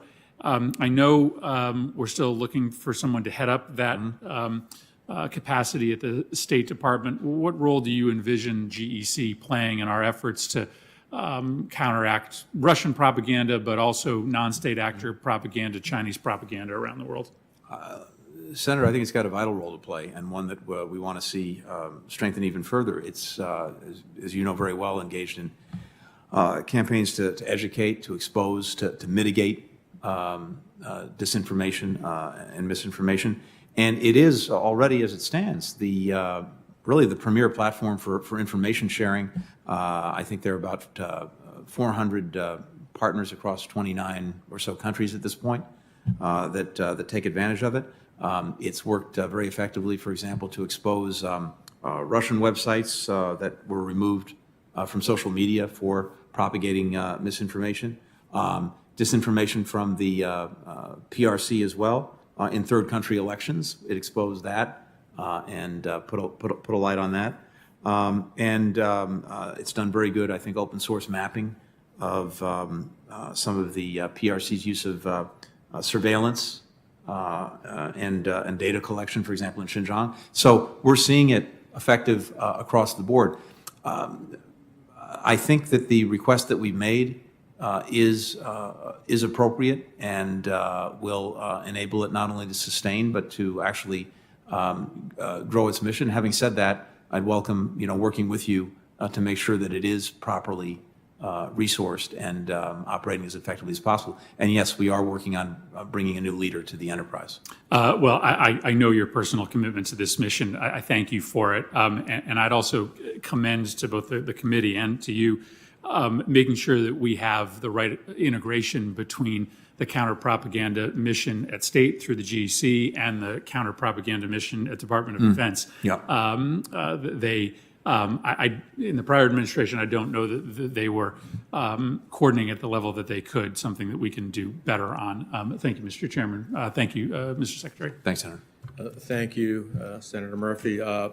We have now had 18 members of 22, so I think they've had great respect for your attendance, Mr. Secretary, and their interest. I just want to close on one or two comments. I know that Senator Kane's very good at making the case for the JCPOA. And it is true that Iran signed and said that it would never have a nuclear weapon. However, if you allow its ballistic missile program to move forward and it develops a delivery system for that nuclear material, and if you lift sanctions, and yes, they roll back for the moment, a year, 2 years, 3 years, but when they decide, if they decide to cross the threshold that they've violated their agreement, the time frame for them to develop the capacity for that nuclear weapon without any limitations on ballistic missiles and with their knowledge already as it relates to enrichment creates a difficult moment in which sanctions will have very little benefit at the end of the day. So I think that to be intellectually honest, we have to recognize that part of it as well. I have two final questions. One is on Turkey. It's amazing to me that what was a NATO ally is a NATO ally, but who we had great aspirations for. There are more journalists and lawyers arrested in Turkey today and in jails. Turkey is constantly violating, from my perspective, international law when it seeks to threaten Cyprus and its international exclusive economic zone, when it declares an economic zone going to Libya that is not recognized at all but interferes with Greece's exclusive economic zone, when it engages in the aggression against Armenia through Azerbaijan, when it's playing a nefarious role in Libya. So what are we doing to counter Turkey's under Erdogan? And I say Turkey under Erdogan because it's not about the Turkish people, but it's certainly about its leader. Yeah. We share those concerns, and we have engaged Turkey directly on them. And I can say with confidence that when President Biden sees President Erdogan in about a week's time, these will be front and center on the agenda. Look, I think our differences with Turkey, including the ones that you've cited just now, are no secret. And in many aspects, it is not acting as the NATO ally it should be, not the least of which with the acquisition of the S-400s from Russia. But beyond that, the actions that have been taken in the Eastern Mediterranean were deeply disturbing. I think we've been pleased to see it pull back from some of these efforts, including removing its ships from waters that Cyprus considers to be part of its exclusive economic zone and stopping the drilling action. So that's positive. But we have serious concerns as well with human rights, the treatment of journalists, which you are very right to put the spotlight on. So the president's going to have an opportunity to engage with President Erdogan directly on all of these issues. I will say that we also, I think, have an interest in trying to keep Turkey anchored to the West and aligned on some other critical issues. We do have important and overlapping interests in various ways in Syria when it comes to counterterrorism, in Afghanistan, dealing with some of Russia and Iran's malign influence. But we also have to confront directly these differences that you rightly spotlight. Well, listen, I understand why we want it anchored in the West, but you can't be anchored in the West and drifting in every direction further away on all the core principles that we believe in as a NATO ally, and also in all the other elements. Finally, I have to be honest with you, I was disappointed that the administration green-lighted the 907 waiver renewal despite Azerbaijan's attack on Nagorno-Karabakh.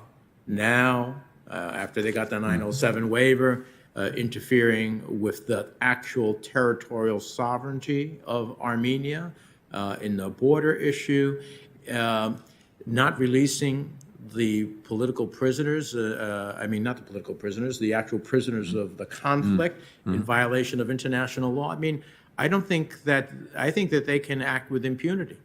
And I think when we waived it, we gave them that green light. Look, we'll have to continue taking a look at this. I was and have been working actively on this, particularly getting the return of the prisoners, getting engaged in an actual process, discussion, negotiation over an actual resolution, and working on those things. And it was my hope that we'd be able to get a little bit of traction there, but I think we'll have to continue to look at this and relook at this in the future. Well, I hope you will. With the thanks of the committee for your service and for your tremendous appearance here today. I mean, you've gone through several hours here. Obviously, your knowledge, intellect, and scope is pretty extraordinary, so we're grateful to have your insights, grateful for your service. This committee's meeting will stay open until the close of business tomorrow. And again, with the thanks to the committee, this hearing is adjourned.